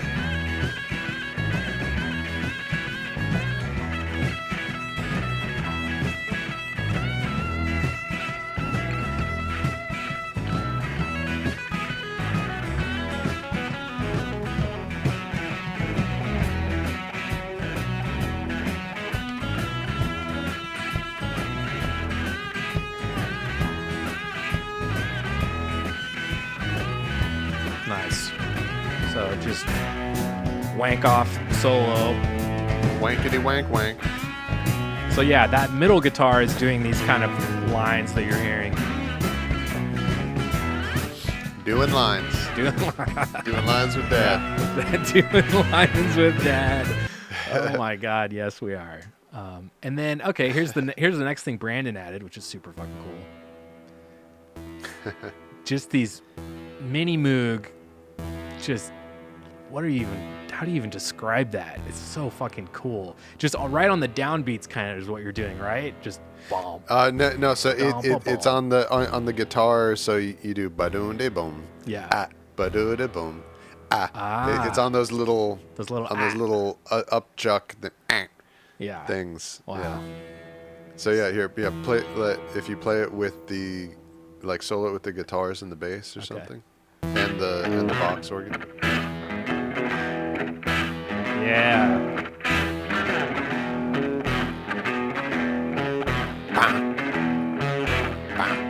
So cool. And then here's everything together so far.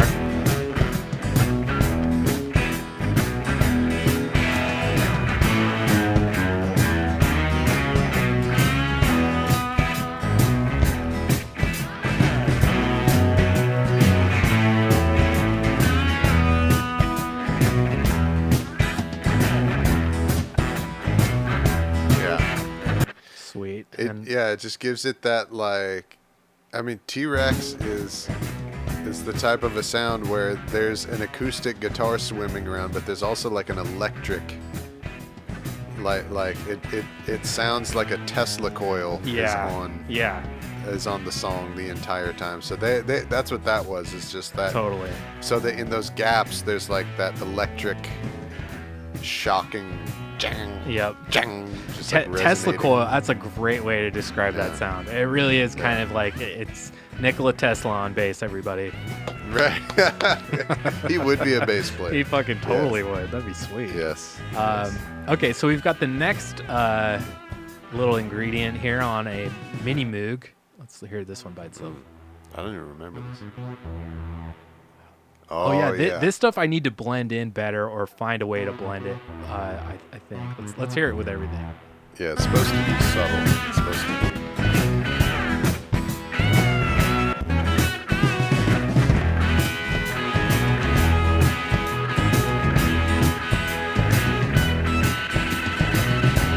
So yeah, just more texture. Yeah, exactly. It's supposed to be like barely perceptible. It's just something just to change, to make it feel like there's sections in the songs. Because that's one of the challenges of doing this process is we got to make this entire song, but we aren't doing the vocals. So how do you keep it interesting? How do you keep it interesting? Exactly. So yeah, it's just a thing just to give it the feeling of sections of a song. Yeah. Yeah, man. But I'm just loving how this stuff's turning out so far. So fun. Yeah, me too.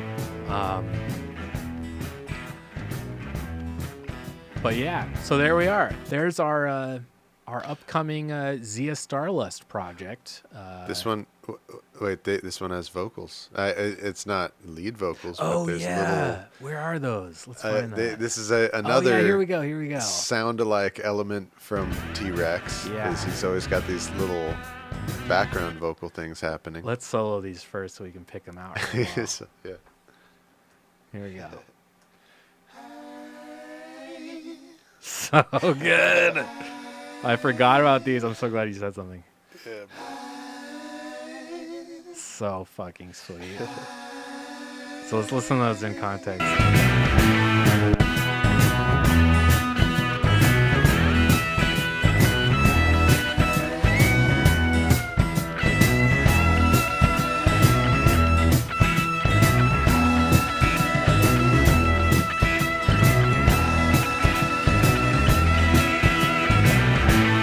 So good.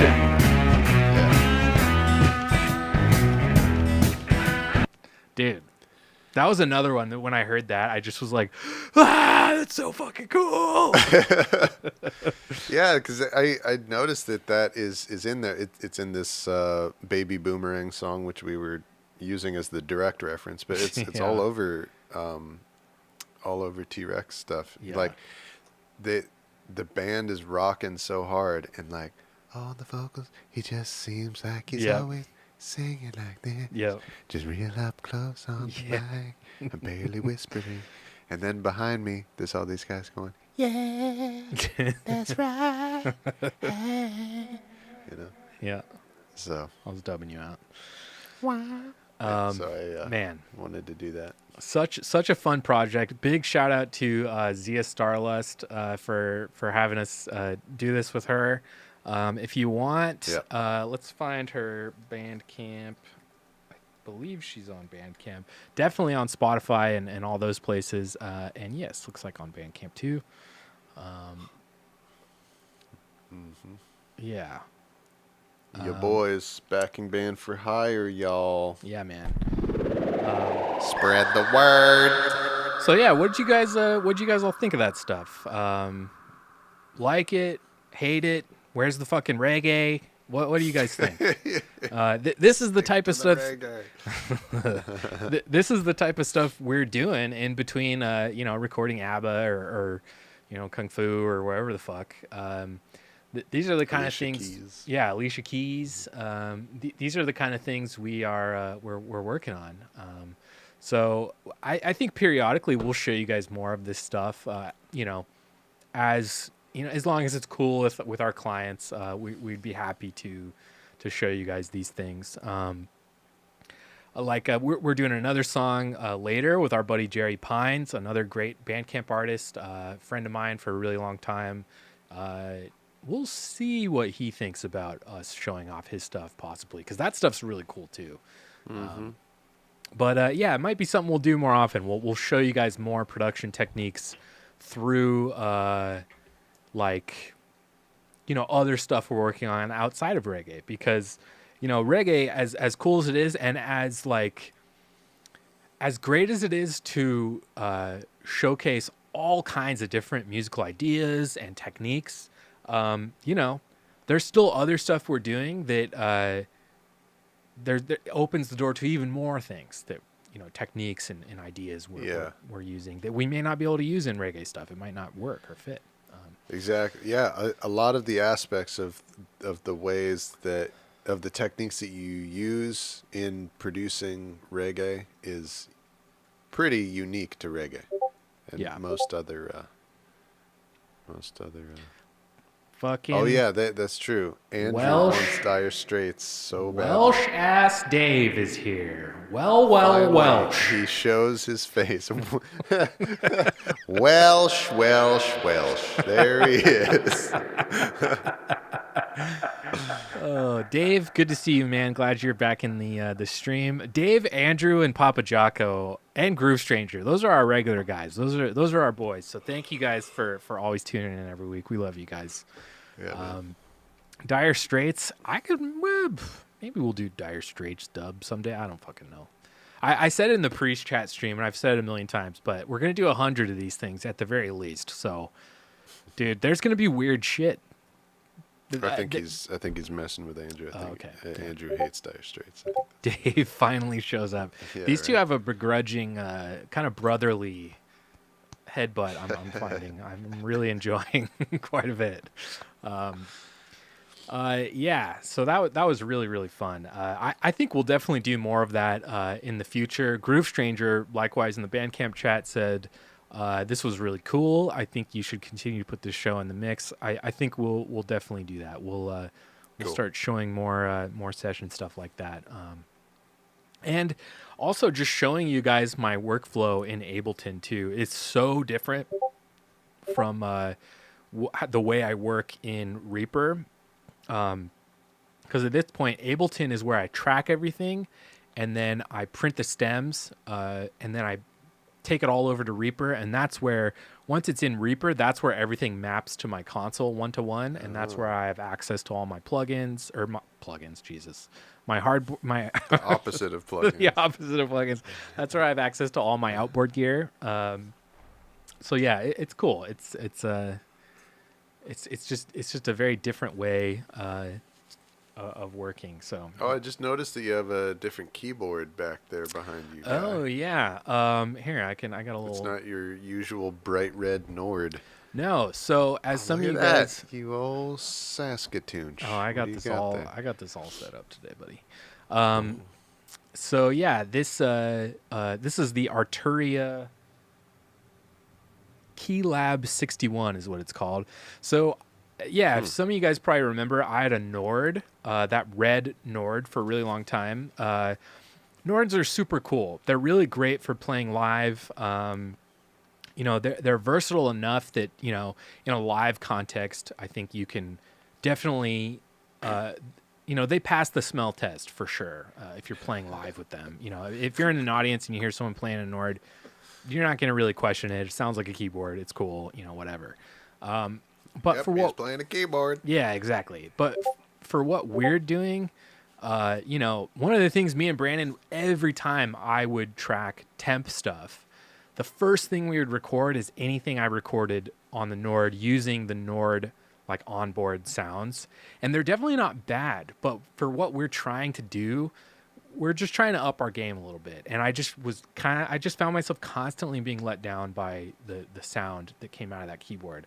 So once I bought the Arturia synths bundle, which has just like this insane cornucopia of just beautifully sampled analog synths, I was like, you know what? I don't need this Nord. And the thing was worth almost $2,000. So I sold it. Tossed it out the window. Tossed it out the window, broke it with a hammer.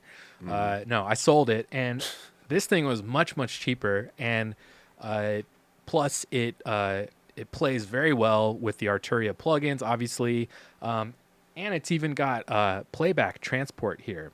So while I'm recording, if I'm playing keyboards and I'm facing this way, I've got my chords up on this third monitor I've got set up right here. And then I can even, without touching my mouse on the keyboard itself, just, press record, play, rewind, whatever. There's a whole lot of just insanity. I'm looking into this now. Oh, yeah, dude, they're sweet. This was about $600. This was about $600. So after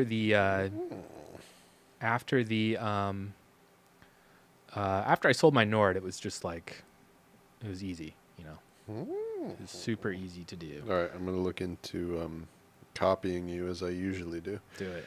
Yeah. That's my secret production technique. Dude, are you Usually it's kidding? just copy Nate. Dude, I copy Brandon constantly. No, I copy you. No, I copy you. No. No, you're the best. No, you're the best. No, you're the best. No, me. No, you're the best. Okay. So let's catch up on the chat here. We've got. Oh, I see the word anal in I caps. saw anal too, and that's it really. all I know. What's going on here? Really jumped out at me, that anal word. Actually, Dire Straits. So they're talking about Dire Straits. Actually, Andrew says Dire Straits with Hot House Flowers was the first big concert I went to at the age of 14. It was epic. That's cool. Dave Hassel responds, had to take the dog to the vet to get his anal anal glands done. Yeah. More interesting than Dire Straits. To get his anal glands done. Shouldn't admit to that, Andrew. Your street cred just bombed. All right, that's a little harsh on Andrew. Dire Straits aren't that horrible. Oh, never mind. Sorry, I got them crossed. It's Dave who hates. Dave definitely hates Dire Straits. Well, Andrew, Andrew, we love you. Don't, Dave. Whatever. Anal glands. That's my new all-time favorite comment. Is anal glands. And and the verb too, because it's like to get his anal glands done. Yeah. To get them done. Yeah. It's like They must be leaking. right. I mean, is it get them Holy shit. expressed, to get them fixed, to get them removed, to get them get them massaged, to get them treated, to get done. Get them done in the Tony Soprano type of done. Hey, can you Gabagool. can you do my glands? Nate, I got these glands. Can you do my glands? Holy shit. Also, can I just say thank you? We've had 11 people watching this entire show. We 11.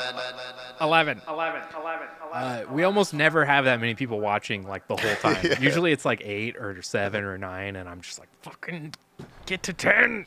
Yeah, we're always stuck with just Dave and Andrew and Groove Stranger. No, we love you guys. Finally, they get more people. We love you guys. Well, how about should we do an Eno card? Oh! Eno time. Ba-da-ba-ba-da-ba. Eno! All right. These are our oblique strategies. Oblique strategies. Do you want to give a quick rundown of what the oblique strategies are? Yes, so these are a deck of cards. They are meant for when you're in the recording studio, you're working on something. Sometimes you find yourself up against a wall creatively. Sometimes you're like, I don't know what to do. I can't see straight anymore. There's some sort of writer's block, something like that. So there's a deck of cards. You pull one, you read what it says, and it is guaranteed to expand your mind. Yes. Expand your brain glands. It'll do your thinking glands. Yes. And help you think in an oblique way than you were before. So this one I pulled before the stream, just to have it ready. This is a fun one. This is one I probably do too often when it comes to my own work. Okay. So this is not oblique for you. This is a This is right very up the middle overt. strategy. Yeah, this is very overt strategy. No, this is one of my overt strategies. Okay. Be less critical more often. Oh yeah, you do that all the time. So yeah, I have taken that to heart like in spades, like over for years now. Like Yeah. I'm just like, you know what? That sounds good enough. It's fine. Yeah. Why? Yeah. I don't think we should get too critical about this right now. Yeah. I'm guilty as fuck when it comes to using that card. That card that might as well be a flash card for me. I pull that one out all the time. It's not necessarily a good thing to always be less critical more often. I think it's good to be critical, which is a reason why I love having Brandon. I think you've got glandular fever. Oh my Lord. Yeah, we're gonna take Brandon to the vet right after this too. Yeah, to get my glands done. One of the reasons I love working with Brandon is much more critical than I am, and I am much less critical than Brandon. And I think in a way we kind of balance each other out in that sense, which I really appreciate. For me, it's more about capturing like the spirit of something or an attitude or a vibe. And Brandon is more precise. He can do that as well, very well, as we just heard from all the stuff we heard him do on those Glam tracks. But he also hones it down and focuses it down into individual like musical parts that he is like very precise about, much more than I am. So in that sense, I think we're both capable of both sides of that coin. But yeah. I tend to be more kind of loose, and Brandon tends to be much more exacting and precise in the way he works. And I mean, the proof's in the pudding. If you listen to the stuff we've done together, I think it speaks for itself that like it's a good balance we've struck. And totally, it makes a good partnership because I think if you've only got one side of that coin, it's unbalanced. Yeah, totally. Like even the honing in on every last detail, that's not necessarily gonna result in a really good product if it's unchecked, if it's unbalanced from the other times of like, dude, like let it be. Yeah. Let it be because, and I have a catalog full of music that I could show it to you. It's strangled to death. It's overthought, overworked to death, to the point where it's like it just sailed right past the time when it was interesting. Yeah. And fun, And likewise, I can say the exact same thing going the other way with some of my stuff. And I've said this a bunch of times, like the first like 6, 8, 10 Black Market EPs I did all by myself, or for the most part, those were all by myself. There's stuff on there that I'm just like, why did you let that slide? Like, why did you fucking put that in there? Like, why didn't you spend 5 more minutes or 10 fucking more minutes? Like, and, why didn't you get more precise? Yeah, exactly. Yeah, why yeah. didn't you spend the extra time, turn the extra dial to fucking make that something that you'd be proud to listen to forever? You know what I mean? Because, like, who am I to say? A bunch of people love all the stuff I've done, which I'm really happy about, but like, yeah, there's stuff that from years ago that I'm just like, dude, it just doesn't pass muster for me anymore. Like, there's like 1 or 2 songs from each of those EPs that I like, but overall, I'm just like, I didn't execute where I should have on certain things. So yeah, Brandon has brought a lot of that to my stuff. He's brought in execution of sounds, execution of like playing and instrumentation, like. And while the wild, crazy spirit of this project is still alive because I'm at the end of the day still driving the ship more or less. Yes. It's a much better product now. It's much easier to like show this stuff off and be really proud of it than it used to be because of Brandon. So really what I'm trying to say is don't listen to this fucking card. Well, here's an interesting thing. Wait, what does the card say again? It's be less critical more often. This could be interesting. Like, I wonder if, like, maybe you could bring that into other places, because, like, maybe there's certain aspects about producing the music where that's what you're already doing. You're being less critical more often. But Right. like, I wonder if, as we're working today, maybe you'll find some aspect of the way that you play, or the way that you produce, or the way that you make decisions. Maybe there's some part of it where you are super critical and super exacting and really like expect perfection Yeah. in some way. It's possible. You know? Like for me, Maybe. it comes down to like, it's less the sounds I get, because I like, it's hard to put into words.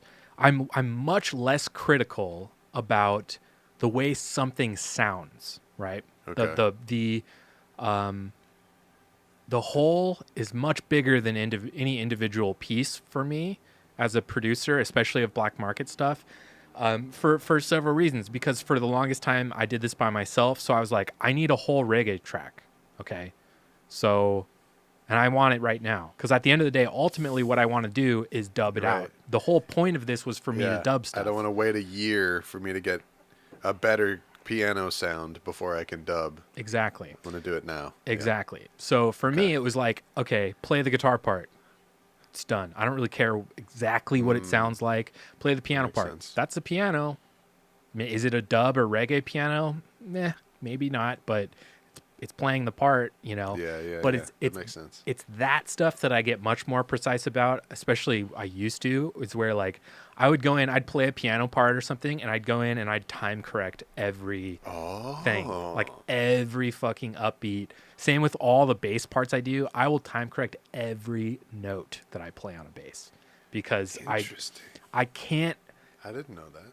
I can't really sit in a pocket like you do. I'm not a natural bass player. And while I really like the stuff I come up with, it doesn't always sit in the pocket like I would like, or like it should, you know, with these Horseman drums, you know, because it's like ultimately one of the greatest reggae drummers alive playing drums, and then me playing bass. And it's like, I'm not bad, but like, I'm not that good at playing reggae bass. So I always kind of push it a little bit to get my playing up to snuff. The actual timbres, the sounds I'm generating, not super critical about that. Okay. But All right. let's see. Dave Hassel says, "Aim for the stars, and if you hit the sky, it's pretty much perfect." I agree. Yeah, that's a good way to think about it. Should get that on a T-shirt. Pretty much perfect. Yeah. Perfect, I guess. So we should this will be a nice transition into we're going to work on some ABBA stuff today. The final ABBA song.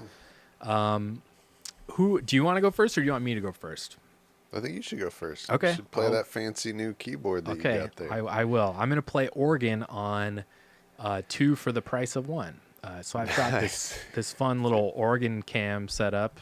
I love this song, man. So this is the only ABBA song that we are doing that's, as far as I know, I'm judging from the Spotify plays, is not one of the famous songs. Yeah. I'd never heard it before, but yeah, it's dope. Yeah. Let me get this. As you'll be able to hear in the lyrics, it's a super, like, kind of mid-70s, like it's a very pre-AIDS epidemic song. It's a very free love song. About a man who's just kind of hanging out, just, you know, nothing good on TV, looking for something to do, and so he's gonna get himself a prostitute, and there's a nice offer. But it turns out there's a sale on prostitutes. You can get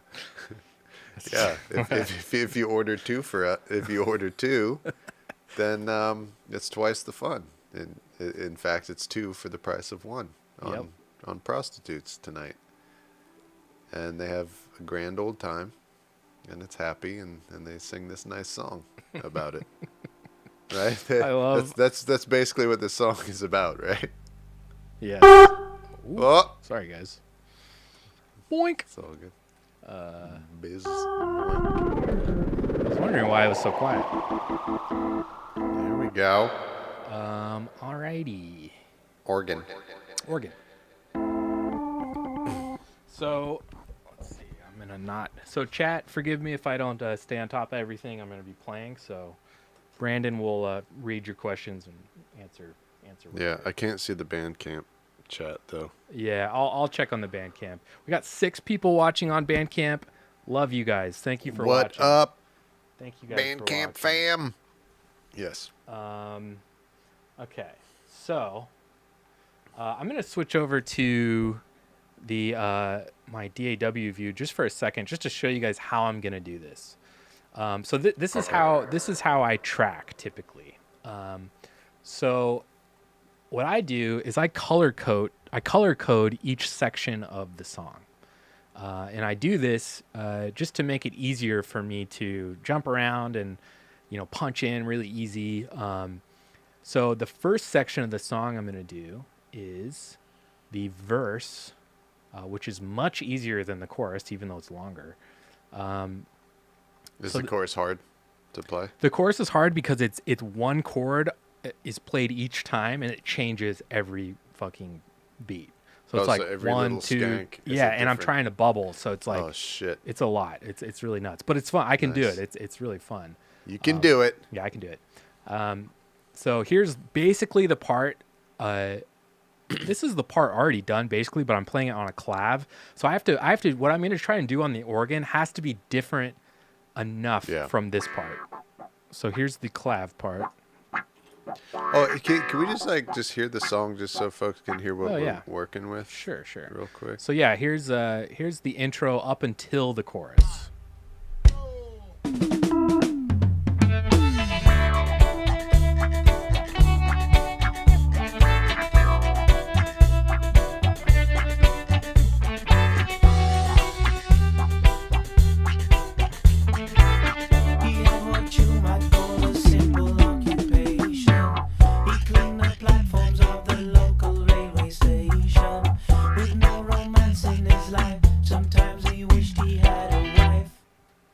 Listen to the lyrics. It's literally about getting a deal on prostitutes. Yeah. There's a wholesale. Yeah, there's a prostitutes. This wholesale. song is about a wholesale. You've heard of wholesale. Yeah. Have you heard of wholesale? Okay, so we're trying to get that far first, right? Okay.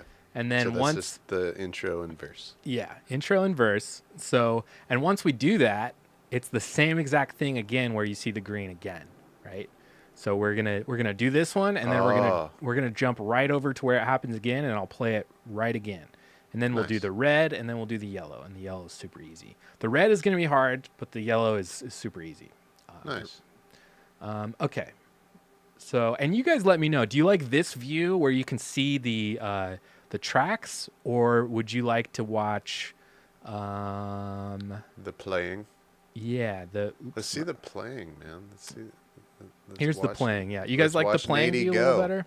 You guys like the playing view a little better? Okay, we'll do this one for now. Let's do this, and then when people complain and say too much, Nate, Yeah. then we'll Yeah. we'll switch. Yeah. Okay. I like this one. This is cool. Oh. This is really good if you're listening to this in headphones, y'all. Yeah. It's Yeah. pretty. Wow, that's a pretty nice some nice settings you got dialed into the organ there. You know, it took me a really long time to figure this out all by myself, but I did, all alone, all by myself, figure this out.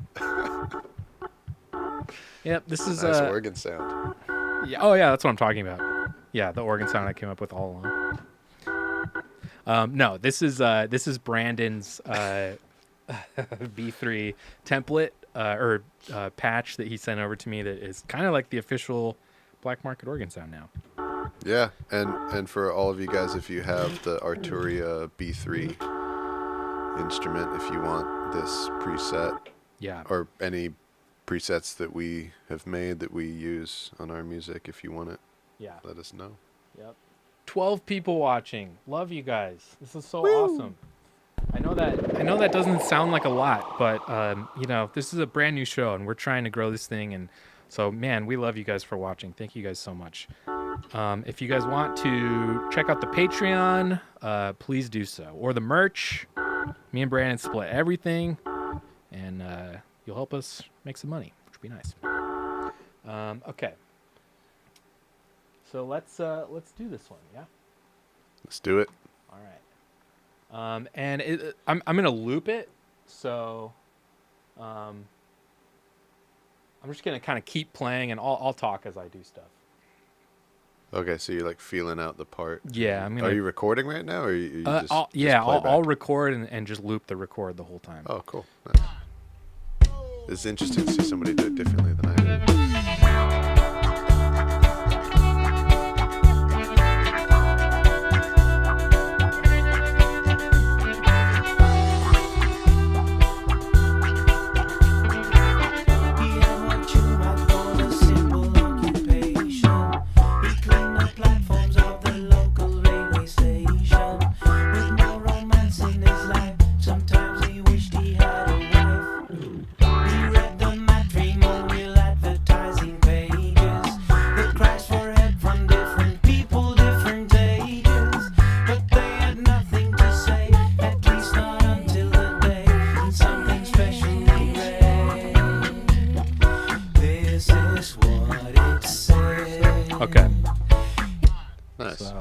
I flubbed the chords a bit. It's alright, feeling it out.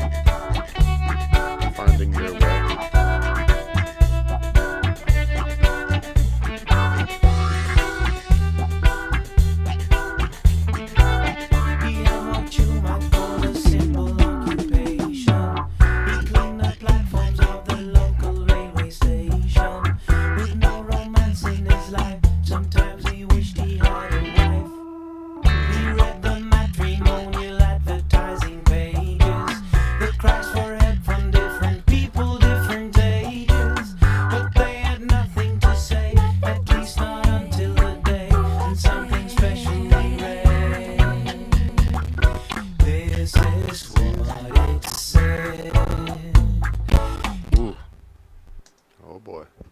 Be hitting critical recording mass here.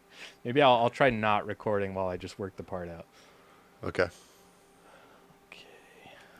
I'm not sure if this low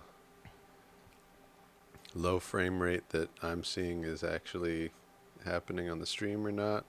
I'm sure Groove Stranger can be our tech captain guy. Yeah, it's hard to tell. We could be Here's what I'll do. I'm going to freeze my other Arturia track that I got in here. Give me a minute. This is what he's doing.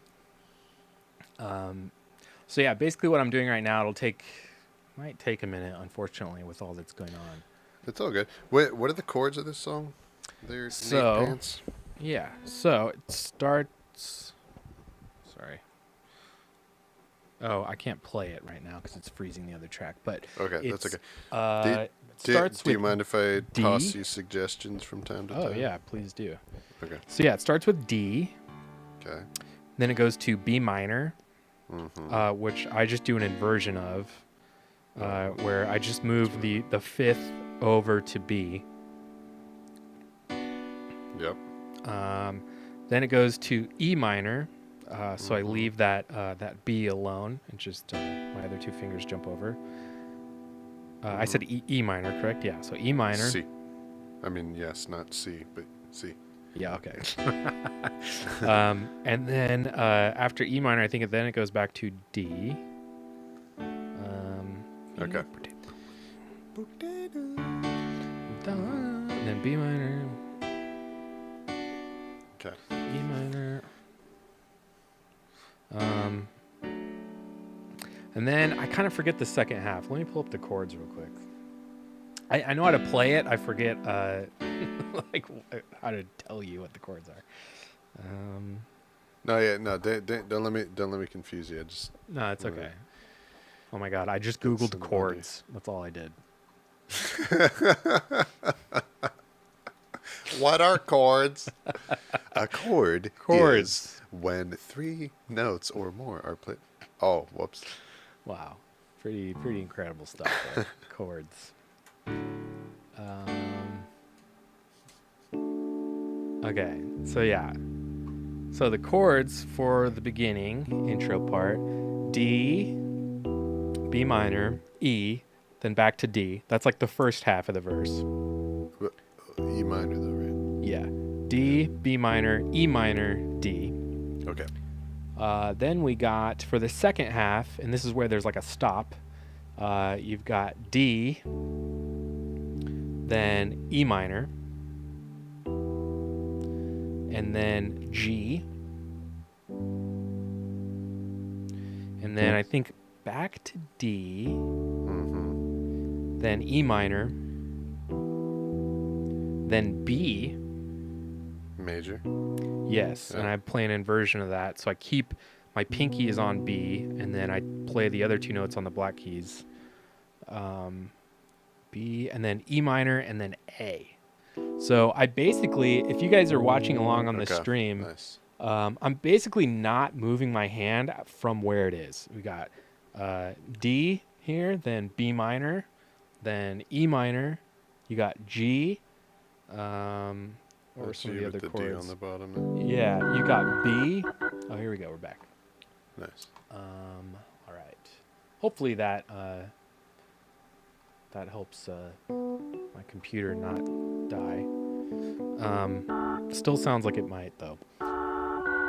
So yeah, we've Well, got. the frame rate is way better.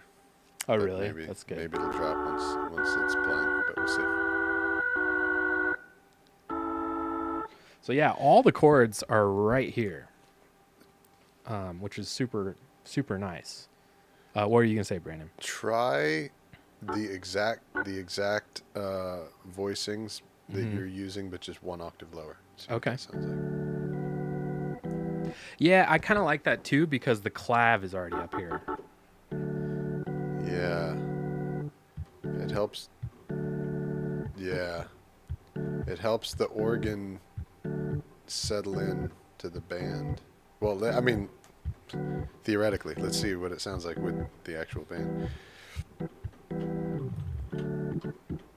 Okay. Yeah, let's try it again. Hopefully, computer does. That's an important rule of thumb for when you're recording, when you're arranging things. Like, resist the urge to make a whole lot of decisions about what sounds better when you're listening to something in isolation. Yeah. Because the real test for does it sound good is does it sound good when it's in the song, you know? Totally. So sometimes things sound kind of goofy and sort of weird when you hear them by themselves, but they really make sense in the song. And so if you're listening to it by itself and you make a final decision because it sounds good when it's by itself, Yeah. not necessarily so in the final deal. Totally. I'm going to turn the organ up just a little bit since we're in a lower register, just so I can hear myself a little better, because it's not going to cut through as well as that one. It's an amazing 1 octave difference. It's like so starkly different. Completely. It sounds like a different Insane. instrument even. Yeah, it does. Which is, true of a real B3. Like you move up 1 octave and it's like it's a different instrument now. Yeah. I might just leave at least while I practice the chords. I might just leave the Leslie fully like up, like open. Fast. Yeah, fast. Yeah. Okay. Also, this is another thing I stole from Brandon. This slapping the left hand like with your knuckles like this. I used to never do that. I used to always like bubble with the full chords. A lot of people do that. A lot of Yeah. people, and a lot of very venerable people. A lot of people who are more respectable reggae organ players than I am fully phrase the chord with their left hand, but I am in the camp Yeah. of smash the low, Because you just need to make just like a sub frequency woof is all you really need.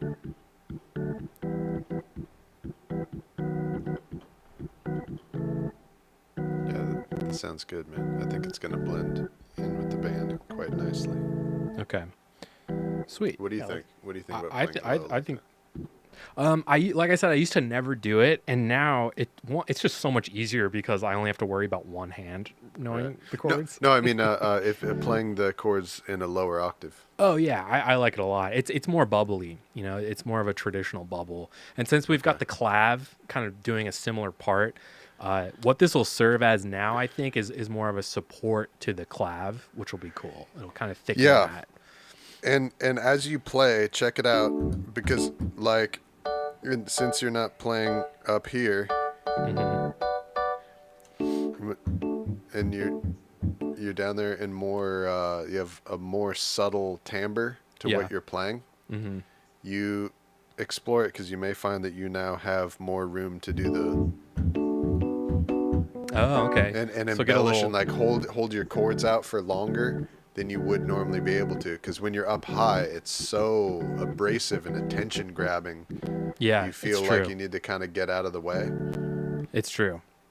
Okay, check it out, because when you're low, you can take up more space, and it doesn't fight with things as much. You're right.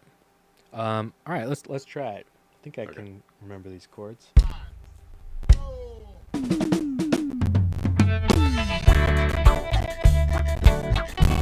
Uh-oh. Is that totally... on this end it sounds... Okay. Here's what I'm going to do really quick. Let me just restart Ableton really fast. Maybe that'll help a little bit.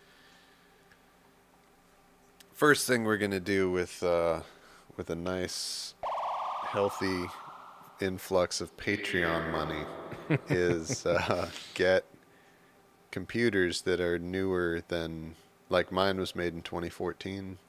I don't know when yours was made. Mine's actually pretty new, but when it comes to this kind of stuff, it's so disappointing that it can't handle this. Yeah, we need Mac Pros to be doing what we're doing, man. Like we're using computers that are like a little bit below the professional ideal for doing this kind of stream and doing this kind of content that we do.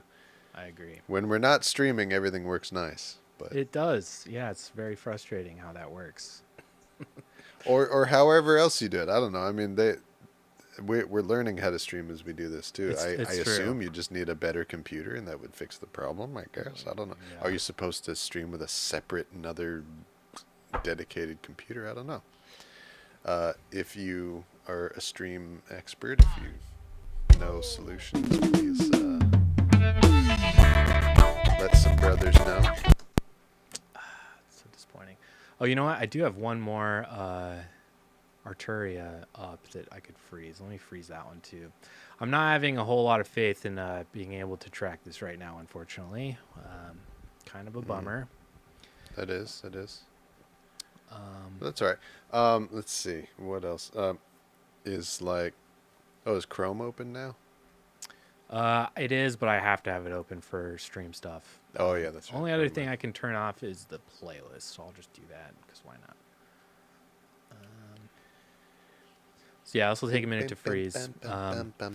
Basically, what I'm having to do right now is we're freezing the. What is freezing? So freezing is basically like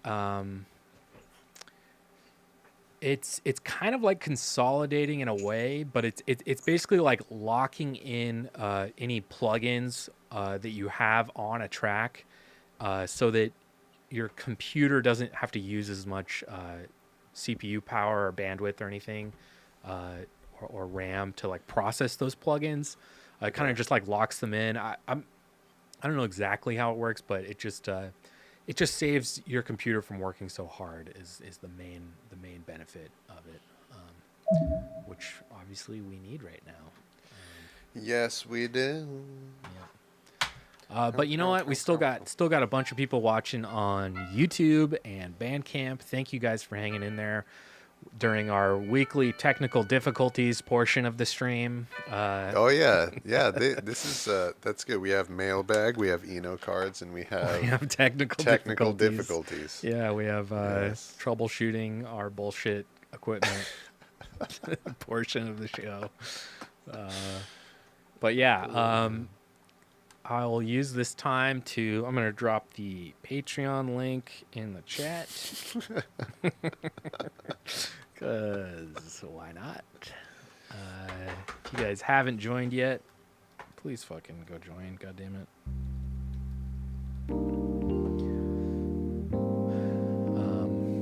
You can take satisfaction in directly helping us fix our stupid streaming problems while we try to record.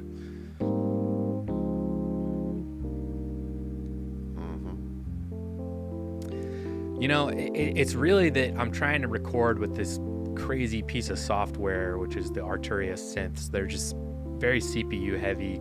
So doing that while having all this stream stuff going, it's just hard on it would be hard on any computer unless it's like fucking $20,000 computer or something. But you know, I really do want to track more often though. Me and Brandon were talking about it this week that, you know, a lot of times these streams just wind up being Brandon tracking, which is awesome, as you guys all know, because it's great to watch him work. But you know, there's a whole other half of this where I'm tracking tons of shit, you know, and we don't get to stream it. On the finished, I mean, on all the black market music, most of the tracks are you. Yeah. More of them are you than they are me. Totally. But yeah, on the stream we usually show times when I'm recording more often. Yeah. All right, we're just about frozen here on the other track. Here we go. Let's see how this sounds now. Oh my God, please God. Still hearing some poppies. That's a little better. Come on, you son of a bitch. Let's just try it again. Hope for the best. Okay. Uh-oh. Nope. Damn. Shitty. I don't know, guys. I'm sorry. I'll keep trying some stuff to maybe. Because it's so weird. Because it's like it works perfectly fine at first. Yeah. No, yeah, I had this all prepped before the show, and it was all fine. And even like when you first started playing, oh, maybe it's because I asked you to play in a lower register. No That's way. Come on. Fuck you, computer. Don't tell me that's why. What, lower register? Yeah. Or did the computer just tell you something? No, I'm saying if that's why, that's complete bullshit. Okay, there's another thing I can do. I'm gonna go over to the DAW view while we try to, the Ableton view while we try to fix all this stupid shit. Okay, so the other thing that is probably clogging up a lot of this, as you can see on, why can't you guys see that? Why am I the only one that sees that? Oh well. Oh well.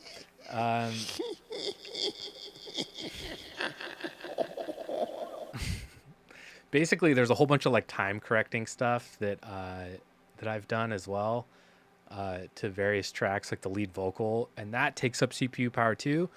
We'll try to freeze that, see if that does it, and we'll see if that fixes the issue. But yeah. Oh, Brandon, your mic went out. Things are just falling a fucking apart right now. We're so fucked.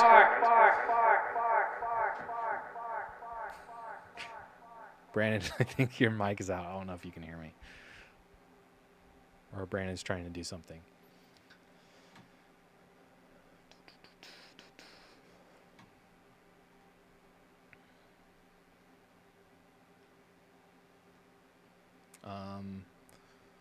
Bring in some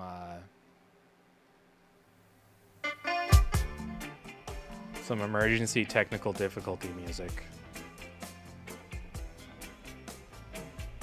while this crap gets figured out. I hear you on Source Connect. Okay, now I can hear you. Okay, cool.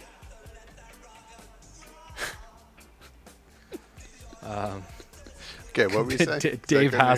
Dave Hassel says computer needs its glands done. That shit's fucking good, man. Yeah, the computer's anal glands need to be done, dude. Just need to be swabbed or whatever. Whatever needs to happen needs to happen. Computer's terry folds. Okay. Yeah, cool thing about our setup now though is I can just. Also, would you guys like it if we just kind of had like music like really quiet like this in the background during the stream, or is that distracting? Is that better? Is that worse? Like, Let's do it. Do it until somebody complains. Someone's like, "What?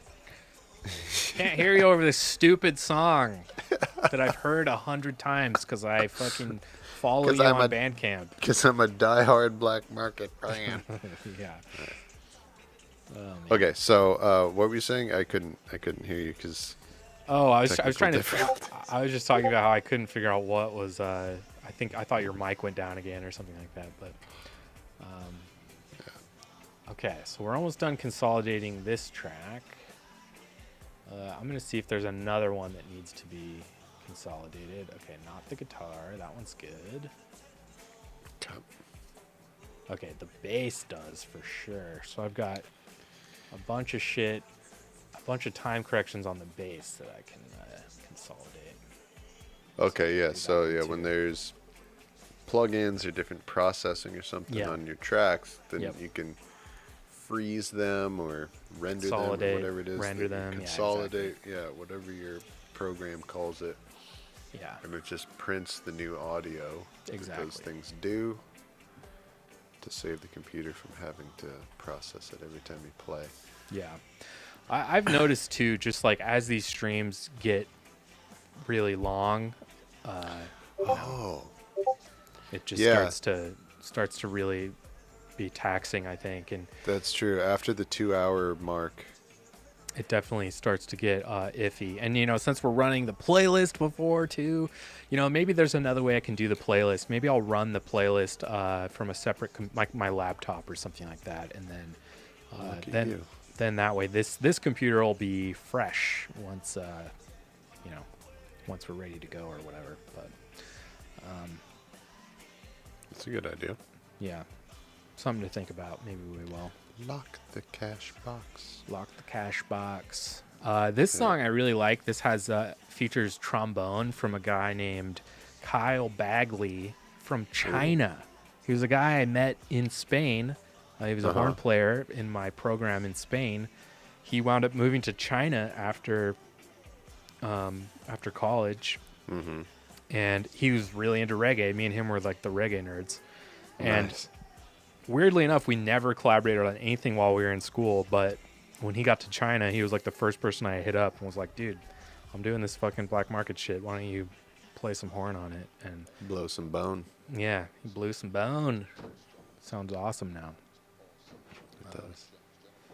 My dog is like, he cannot handle the fact that I'm in here for multiple hours a day. He'll just like go on my door and like scratch at my door like fucking the whole time I'm in here. He's such a dog. Why are you still in there? Yeah. Yeah. Let's see here. I'm gonna check. Okay. So you're printing a track right now? Yes. It's past halfway. We're almost there. I can tell my computer's just real slow right now, though.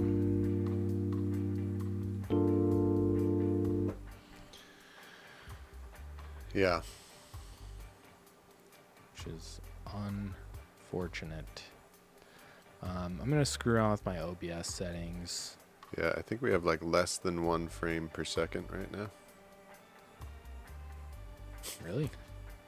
At least on my end. That's what it looks like. Oh, dang. All right. Yeah, here we are in another one of those times where the stream is consisting of us fixing things. Talking about what's wrong with the stream on the stream. Yeah. Sorry, guys. Oh, man. Sorry, you guys. Good. Yeah. This is really good. All right, so I changed some stuff on OBS. Maybe that'll help. We're printing a bunch of audio in the session, which I should have done before the stream. Next time I will do that before. Oh, that might be what's killing the frame rate too, is the fact that you're... Oh, for sure, yeah. I'm consolidating right now. That your computer's going... Bzzz. Yeah. Okay. All right, well, what I've done now, this is as much as I will be able to do in this session to try to help this thing along. So hopefully this will work now. Let's everyone cross your fingers. And again, I apologize for it not being perfect. I can already hear fucking I can already hear like audio clippies. Really? Yeah. I'm going to restart live one more time just before we start.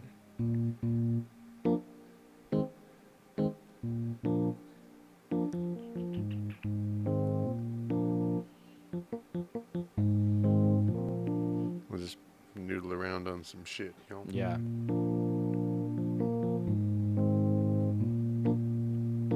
Welcome to the least entertaining portion of our show we've ever had. This is us trying to fix things. You know what else I could try? I'm going to try it. I'm going to try... I'm going to try converting my session to 44.1 instead of 48. Because I'm recording in 48 as I always do. That could definitely help. So yeah, let's try that too. Let's try to do everything possible to fucking make this thing not suck right now. We're gonna record it at 8-bit quality. Yeah. Just to be able to keep the stream running. Anything for the stream.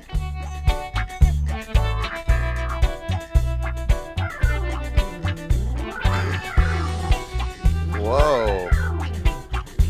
We can even see you moving too. Yeah. I think you did it, Nate. Is that it?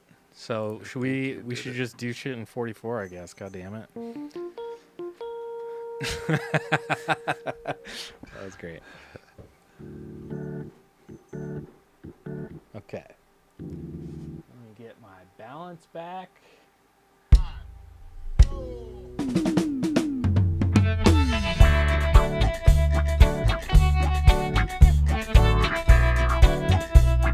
We're back.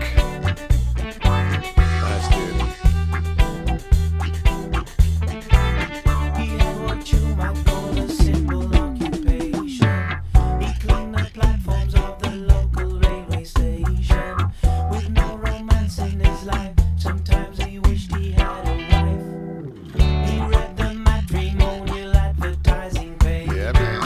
Not recording.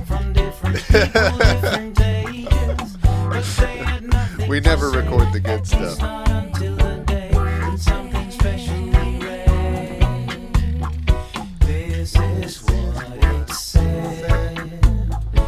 Okay.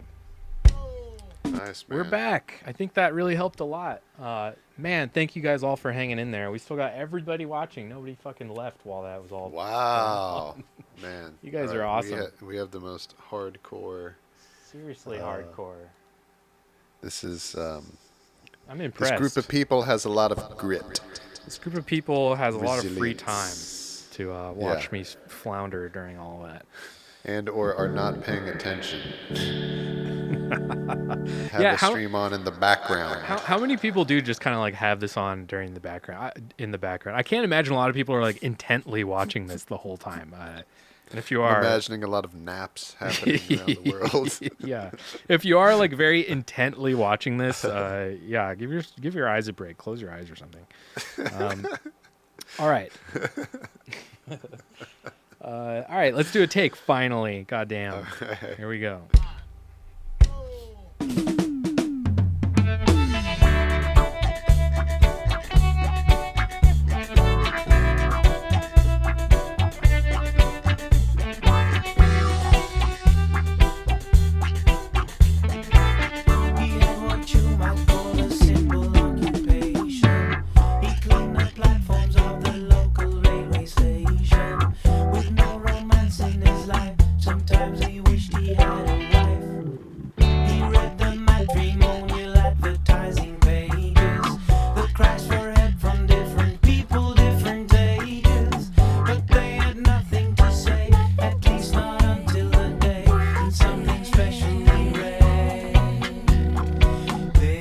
is what it said. Okay, let's do it again. Nice.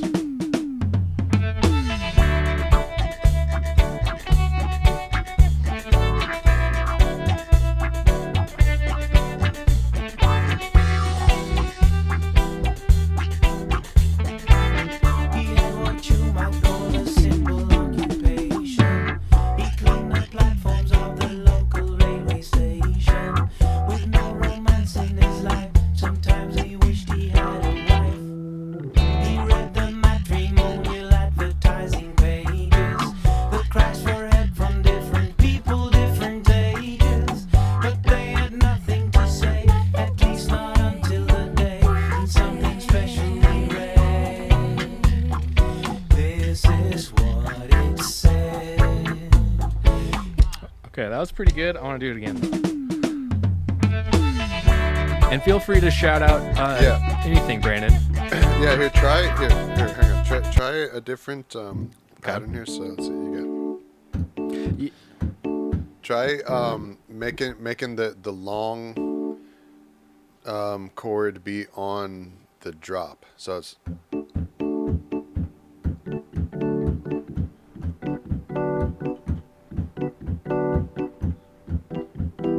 Are we playing in time together just now? Did that sound like... Yeah, we might have been. On my end, we were playing perfectly in time. Nice, yeah. Weird. So, no, it sounded off on my end. Okay, But right. that's okay. But yeah, you get it right. So it's like... Okay, do it one more time. So it's like 2, 3, 4. Yeah. Whoops.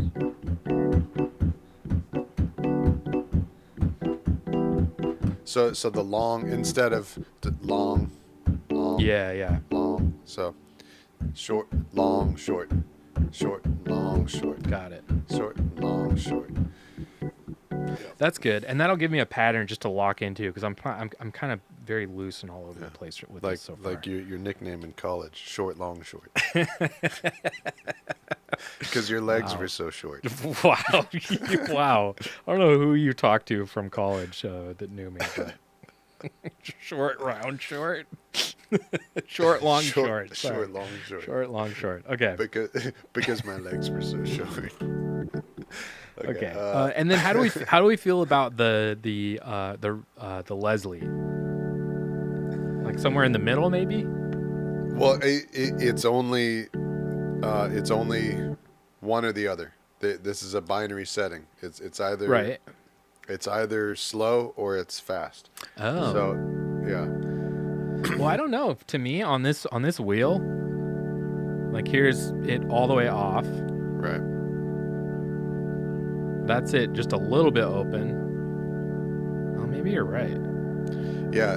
You're totally right. Yeah, somewhere in the middle, it kicks. Flips over to fully on. Yeah, and there's a period of transition of it. Got it. Speeding up and slowing down. Well, what do you think? Should we do fully on? Or... Yeah, I think it should be fast. Okay, cool. Yeah. All right, let's try it one more time. Nice. Ricky's eating lunch with us. Hell yeah. Dave's watching the footballs.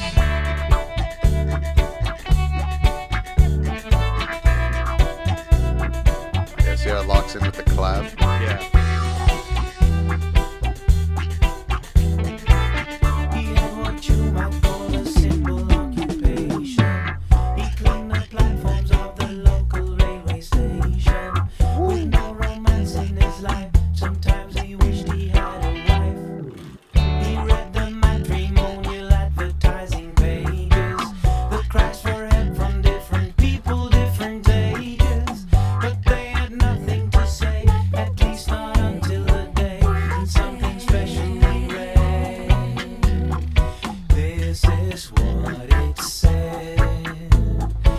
Love it. Okay. Let me do it one more time. And then with that as the template for your rhythm, then you can get creative with it and just play around with it and do little stabs and long connecting notes. Like you can connect chords like. Totally.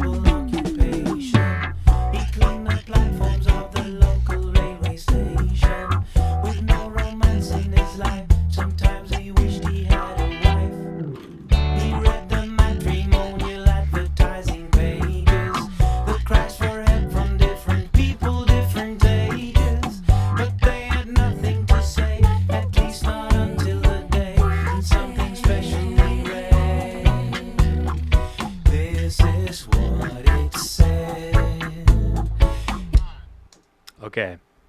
That was beautiful. That was that part exactly. Do you want to hear that, or should we just go to the next verse? It sounded About- really good to me what you just played. Yeah. Let me just listen to it for just a sec. Dave, what game are you watching? I want to know what Oh, game yeah. Dave is watching. Yeah. And Ricky Ortega, good to hear What are from you you, man. Speak up in the chat more often. It'd be nice to hear from you. Thanks. He for probably watching, would man. if his mouth wasn't so full of food. That's true. That's true. Thanks for watching, though, man.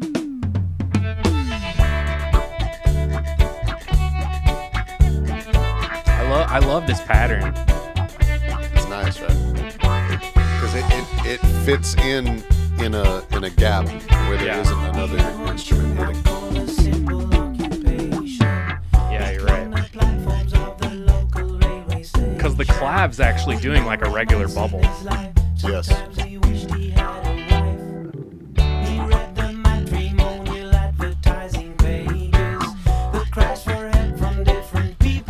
Cameroon versus Egypt. Ooh, Wow. AFCON.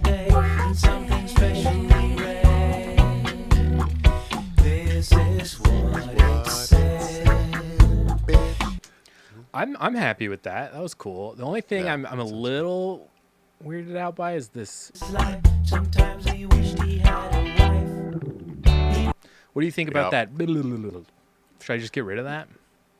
Yeah, it's a little Yeah, don't need it. Huh? something.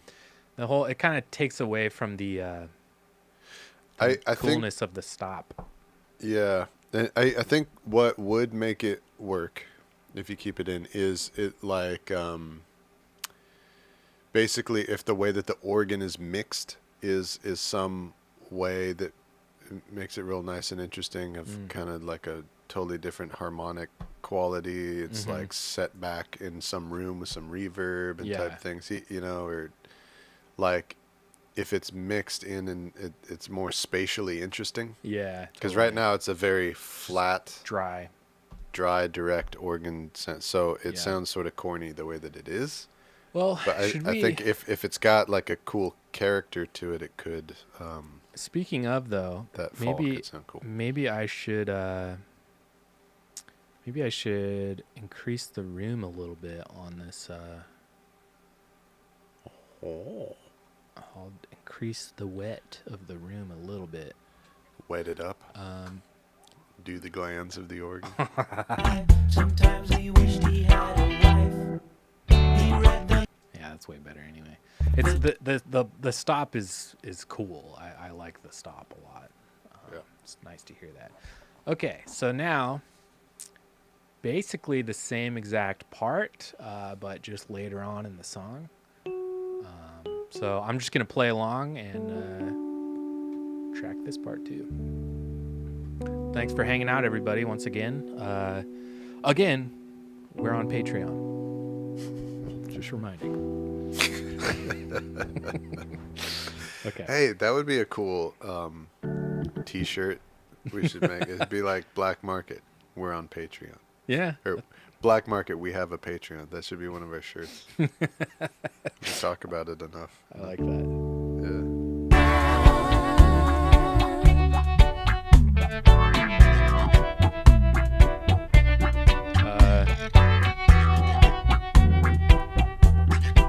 He called a number and a voice said that is white. The voice was husky and it sounded quite exciting. He was amazed at his luck, the purest streak of gold struck. Fuck. I read your ad, it sounded rather thrilling. I think a meeting could be mutually I fucked up the whole part. They set up the rhyme. The rhyme is the syllable uck, where it stops.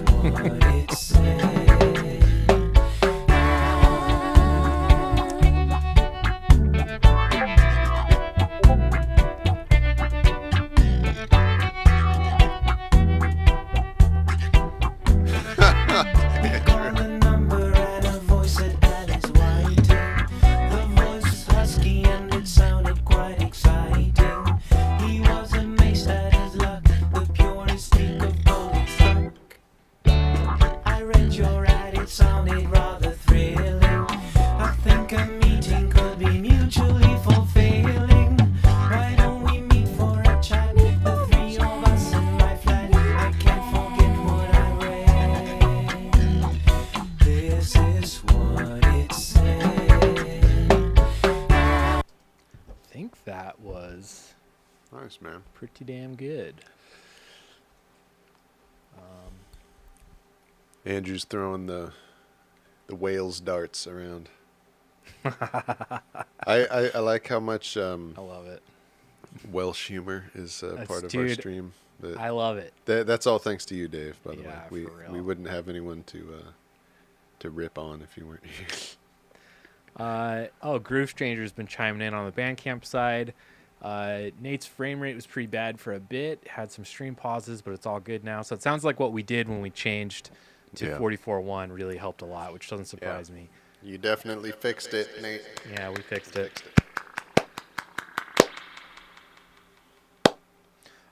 And he also says the Leslie effect is coming through nicely. So that's great. That's good to hear. Let's check this out real quick. Okay, so first thing I recorded over that first bar, so I'm just gonna like that.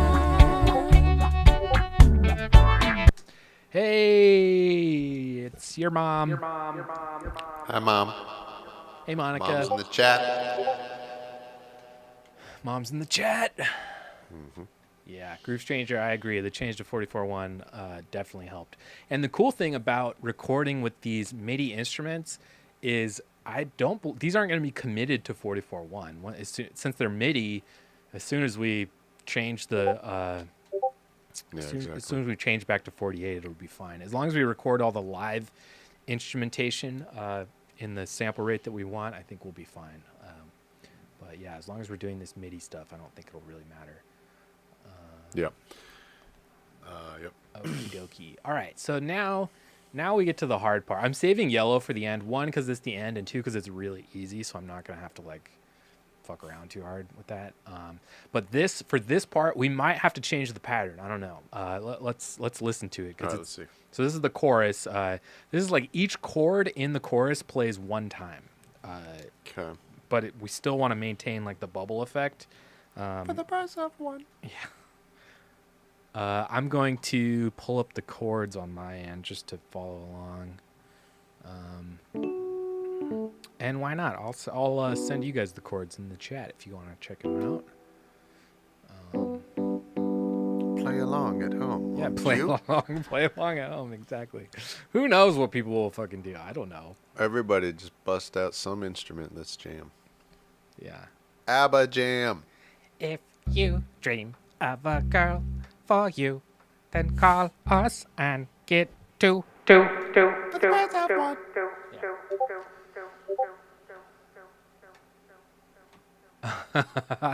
Okay, on Bandcamp. I don't know what this means. What? Okay, Ato Dolkada. Dude, thank you for Ato Dolkada bought Black Market a wee dram, and there's a little picture of like an old fashioned next to it. Ooh, nice. And he says, "Bro, sounds great. Thank you so much, man. I don't know what the hell a wee dram is, but thank you for buying it for us." That's a nice little pour of whiskey. Well, no, I know, That's, but I don't know what that means in the Bandcamp setting. Like, Oh. because it's like a little emoji, and it looks like official, like he bought something from me, but it's nice. a little whiskey. So whatever, it doesn't matter. Thank you for that. That's awesome. We're constantly entertained by the smallest things, as always. Cheers, y'all. Yeah, cheers. cheers, What is it? Askotkatskeet Yep, what's his that's name? it. Right. You Right. nailed it, man. Cheers, Skootskeet. Adol Dolkada. Fuck. Mm-hmm.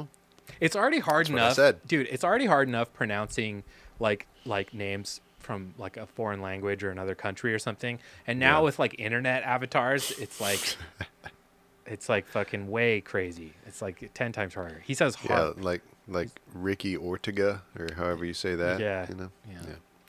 Okay. Oh, key and harp. Cool. All right. All right. So here's the chorus. If you dream of a girl for you, then call us and get two for the price of one. We're the answer if you feel blue. So call us and get two for the price of one. If you dream of a girl for you, then call us and So hard. get two for the price of one. We're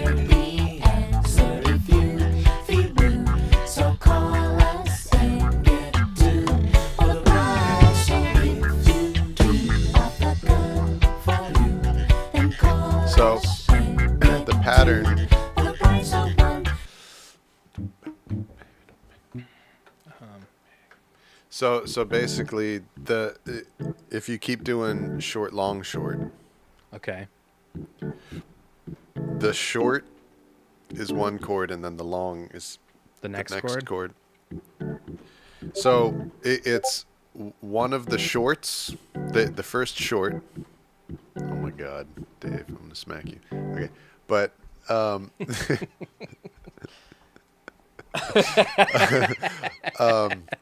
Yeah. All right. Oh man, I'm so so the glad fir- we threw that goddamn tea in the water, in the bay, in the wherever it went. You. whatever it Whatever was we that did. happened, Yeah. it was something. Yeah. It was just anti-British. That's Yeah, all. we have- That's as far as my understanding Yeah. of it goes. But We have tea parties here, so watch out. we're tough. Yeah, we're tough. We got tea parties over here. Okay, but good the first short is going to be one song, one whole chord, song, huh? and yes, and then the long short Oh. is going to be the second Okay. chord. So Alternating. first two chords, or how about first four chords? D, A, E minor, B minor. So we got So D, A, E minor, and then what? so D, A, E minor, B minor. Okay, so Oof, this is gonna be tough. But I think you're playing them twice as long.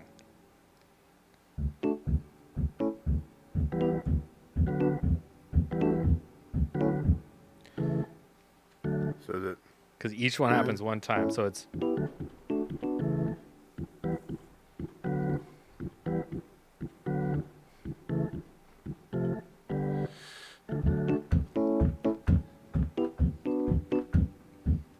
that's not it.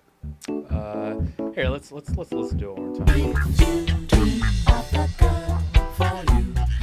Oh no, Yeah, you're it's like right. that.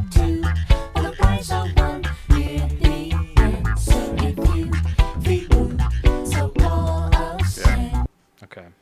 Let me just try and play it.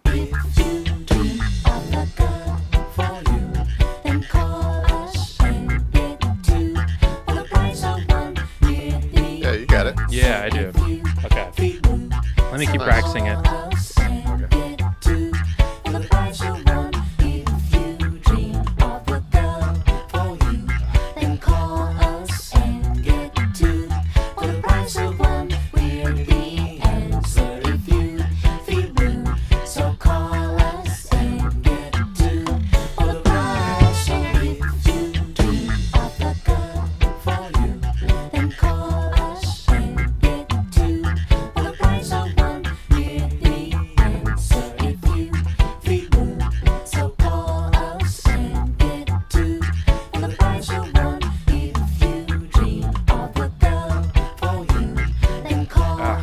Okay, hold on. Here we go.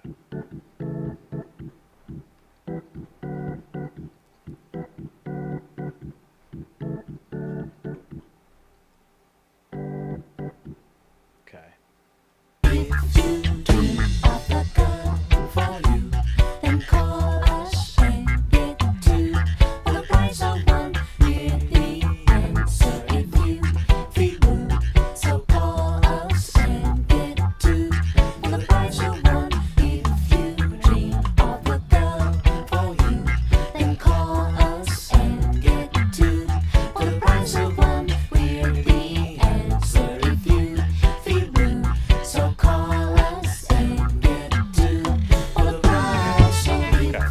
So there's another thing I'm doing too. So this phrase repeats 4 times, and I believe the 4th time I hold on the G, all the other times I do D. So I gotta remember that too.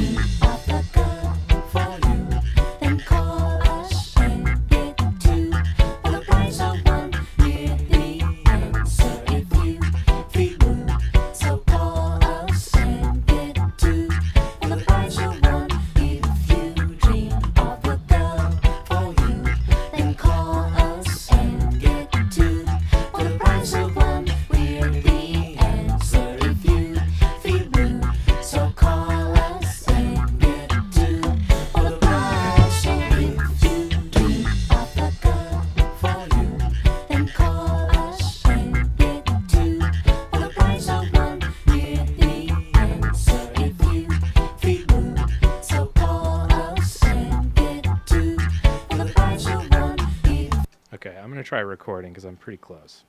Yeah, you got it.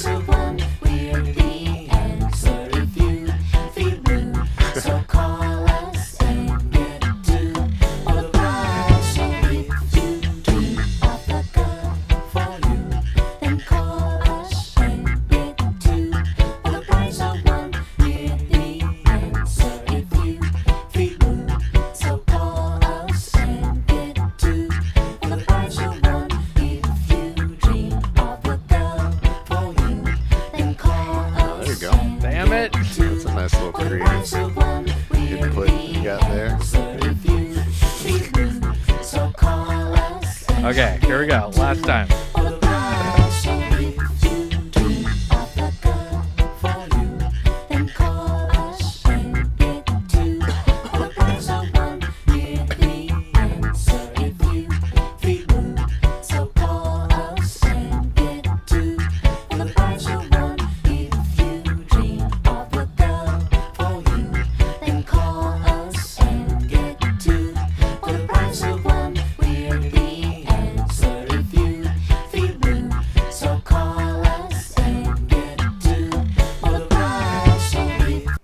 Was it.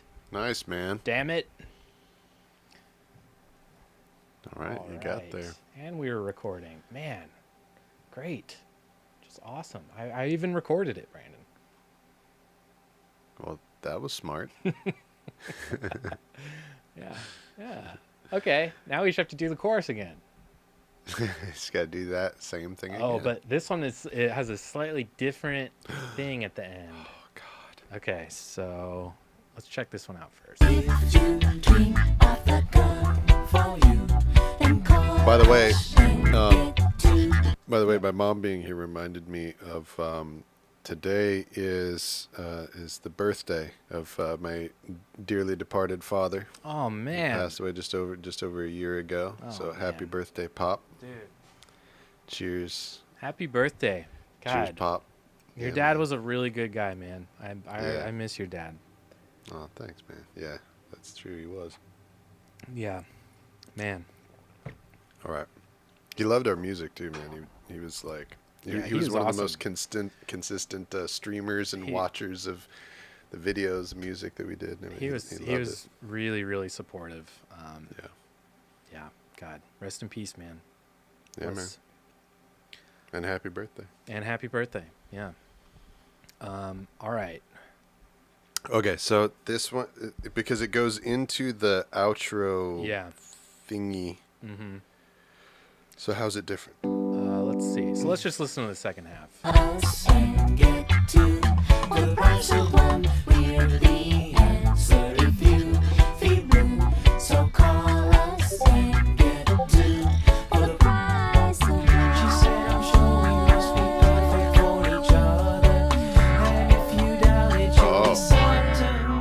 Okay, it's pretty easy actually.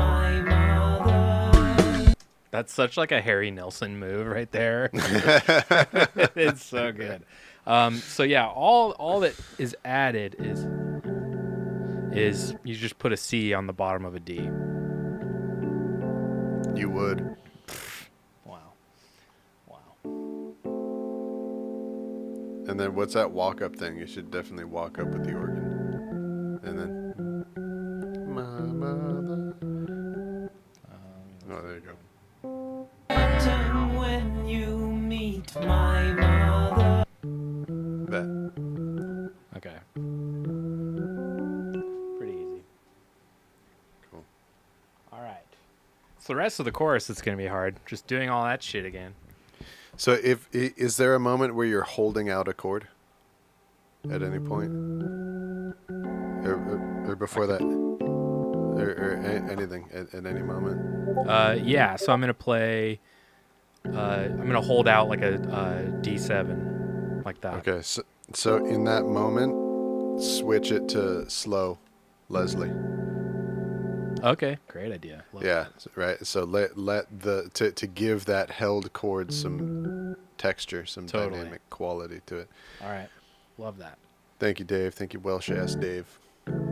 Appreciate the love, dog. Okay. All right, let's try this one again. You'll be certain when you meet my mother. If you dream of the girl for you, then call us and get Forgot the pattern already. So the pattern is Short, long. No. oh yeah, right. Yeah. Okay, got it. And if you doubt it, you'll be certain when you meet my mother. If you dream of the girl for you, then call us and Nice. get to Makes those chord changes very satisfying when the organ hits it. So call us and get to the price you want. If you dream of the girl for you, then call us and get to the price you want. We're the answer if you feel blue. So call us and get to the price you want. She said, I'm sure we must be perfect for each other. And if you doubt it, you'll be certain when you meet my mother.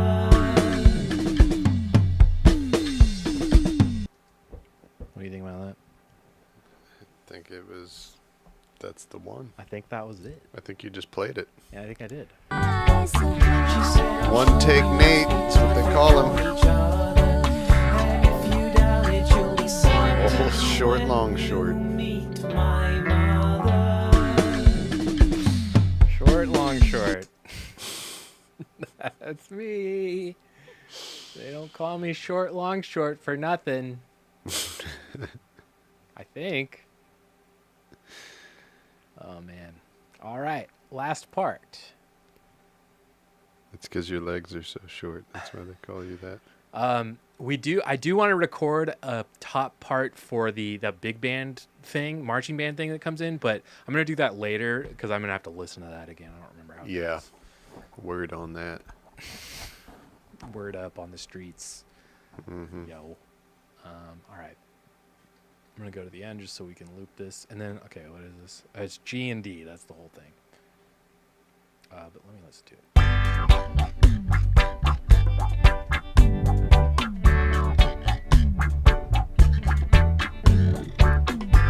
So yeah, so here get real creative with the pattern. Exactly. Yeah.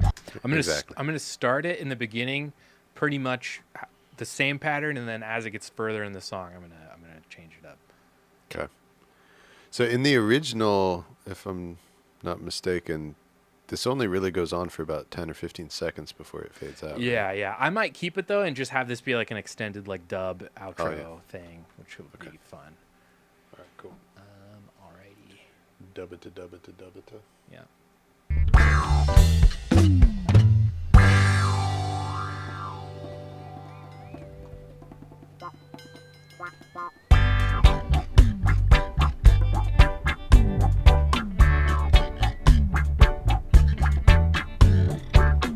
Am I doing the pattern to... Yeah, I was. You were just doing it every other time. Yeah, okay. Let me try that one. I'm still sounding. There's nothing wrong with it. Yeah. I'd rather just keep it the same pattern until later, and then I'll fuck with it.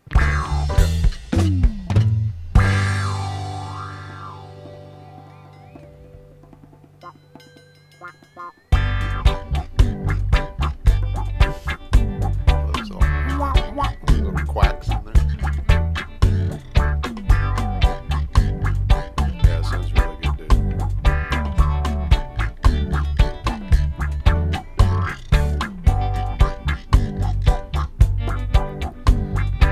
Check out that left fist. Hell yeah. How often do you get to just punch a keyboard and it sounds nice and musical and right in your pocket?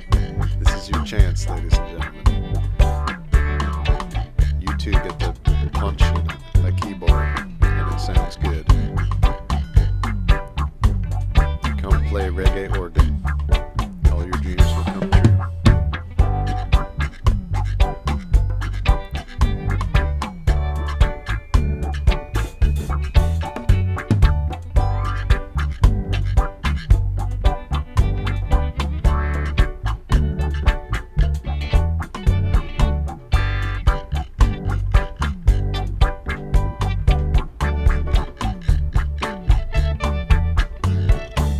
Yeah, this organ is really unlocking the whole vibe of the band. Oh, yeah, there you go. Good. All right, let me punch the last chord one more time.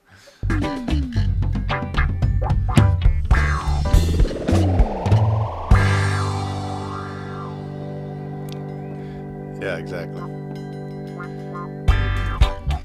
So the key is to make it slow down like in the next moment as soon as you hit it. So Okay. Let's see here. Let me try it one more time.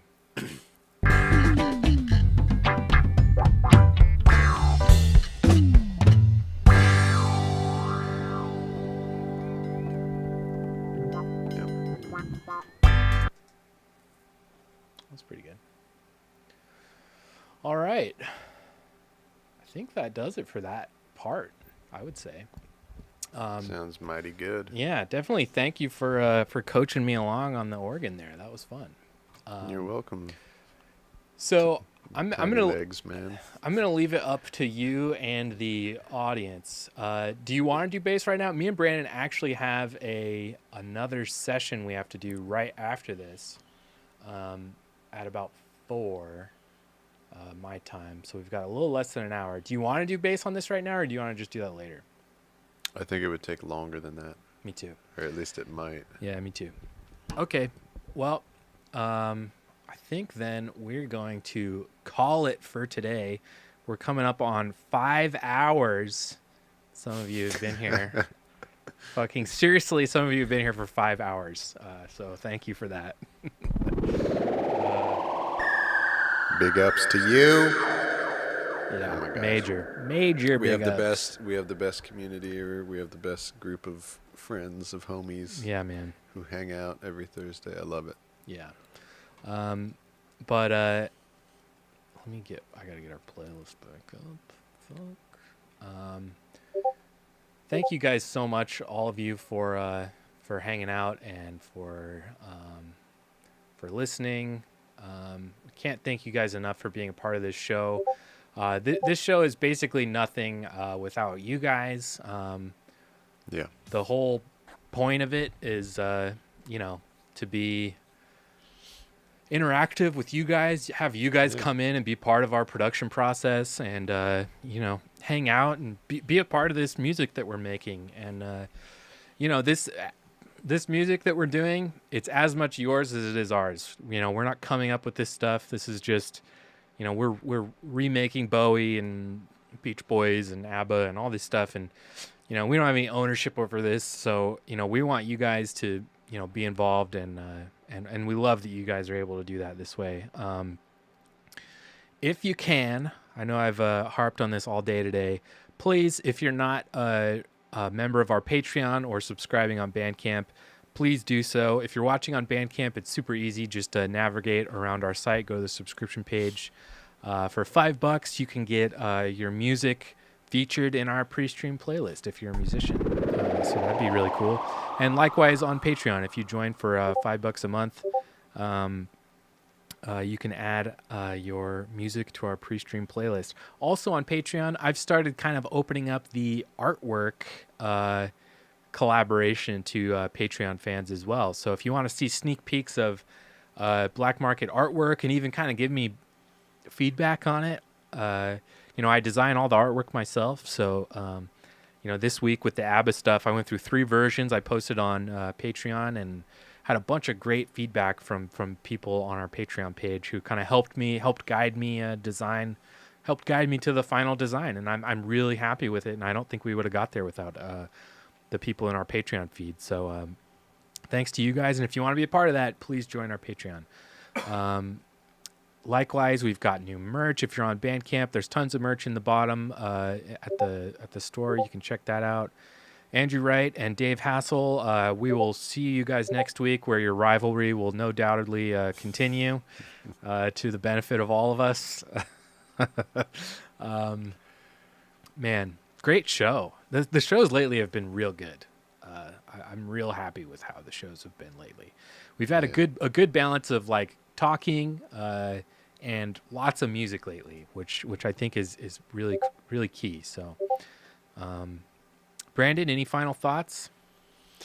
Yeah, just thank you for hanging out with us. It's a lot of fun. Yeah. We'll see you next week, and thank you guys for the love for me and my family, and thanks for being here, Mom. And yeah, let's see, what else?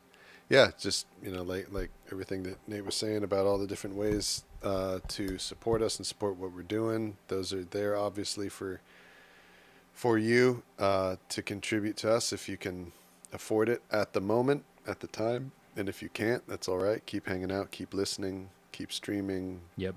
Keep watching what we're doing. Streaming meaning like hanging out on the stream, streaming our music on Bandcamp. Keep enjoying it. Yeah. Give what you can. And if you're watching this, don't let that stop you from participating. Yeah, if you're watching this after the fact too, after it's been archived, like watching it not live, we see you guys, and thank you for watching. We get more plays after these are streamed than while they're streamed. So if you guys are watching after these are posted, we see you guys. Thank you guys for watching. We really appreciate all the support. All the same. Keep commenting. Keep writing in and participating. Definitely in the same way. It's Yeah. all good. However you're involved, it's all fun, and Yeah. and we're just enjoying every moment of it. Yeah, agreed.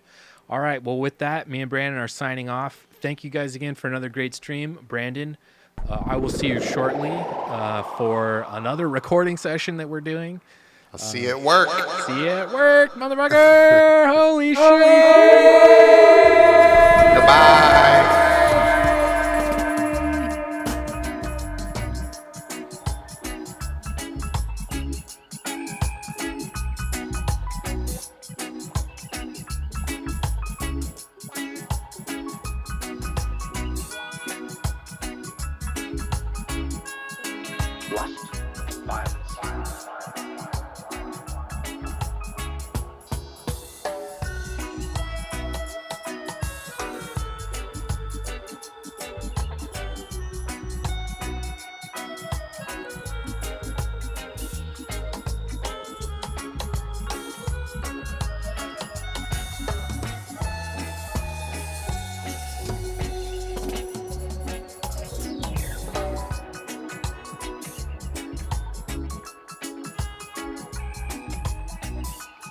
point, Mr. Spock.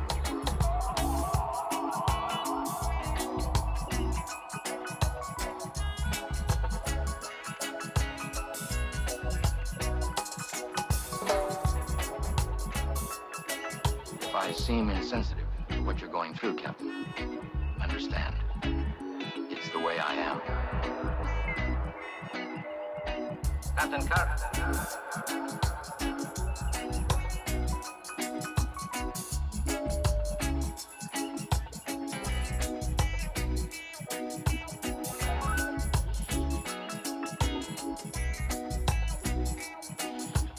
Yes, Mrs. Spock, what is it?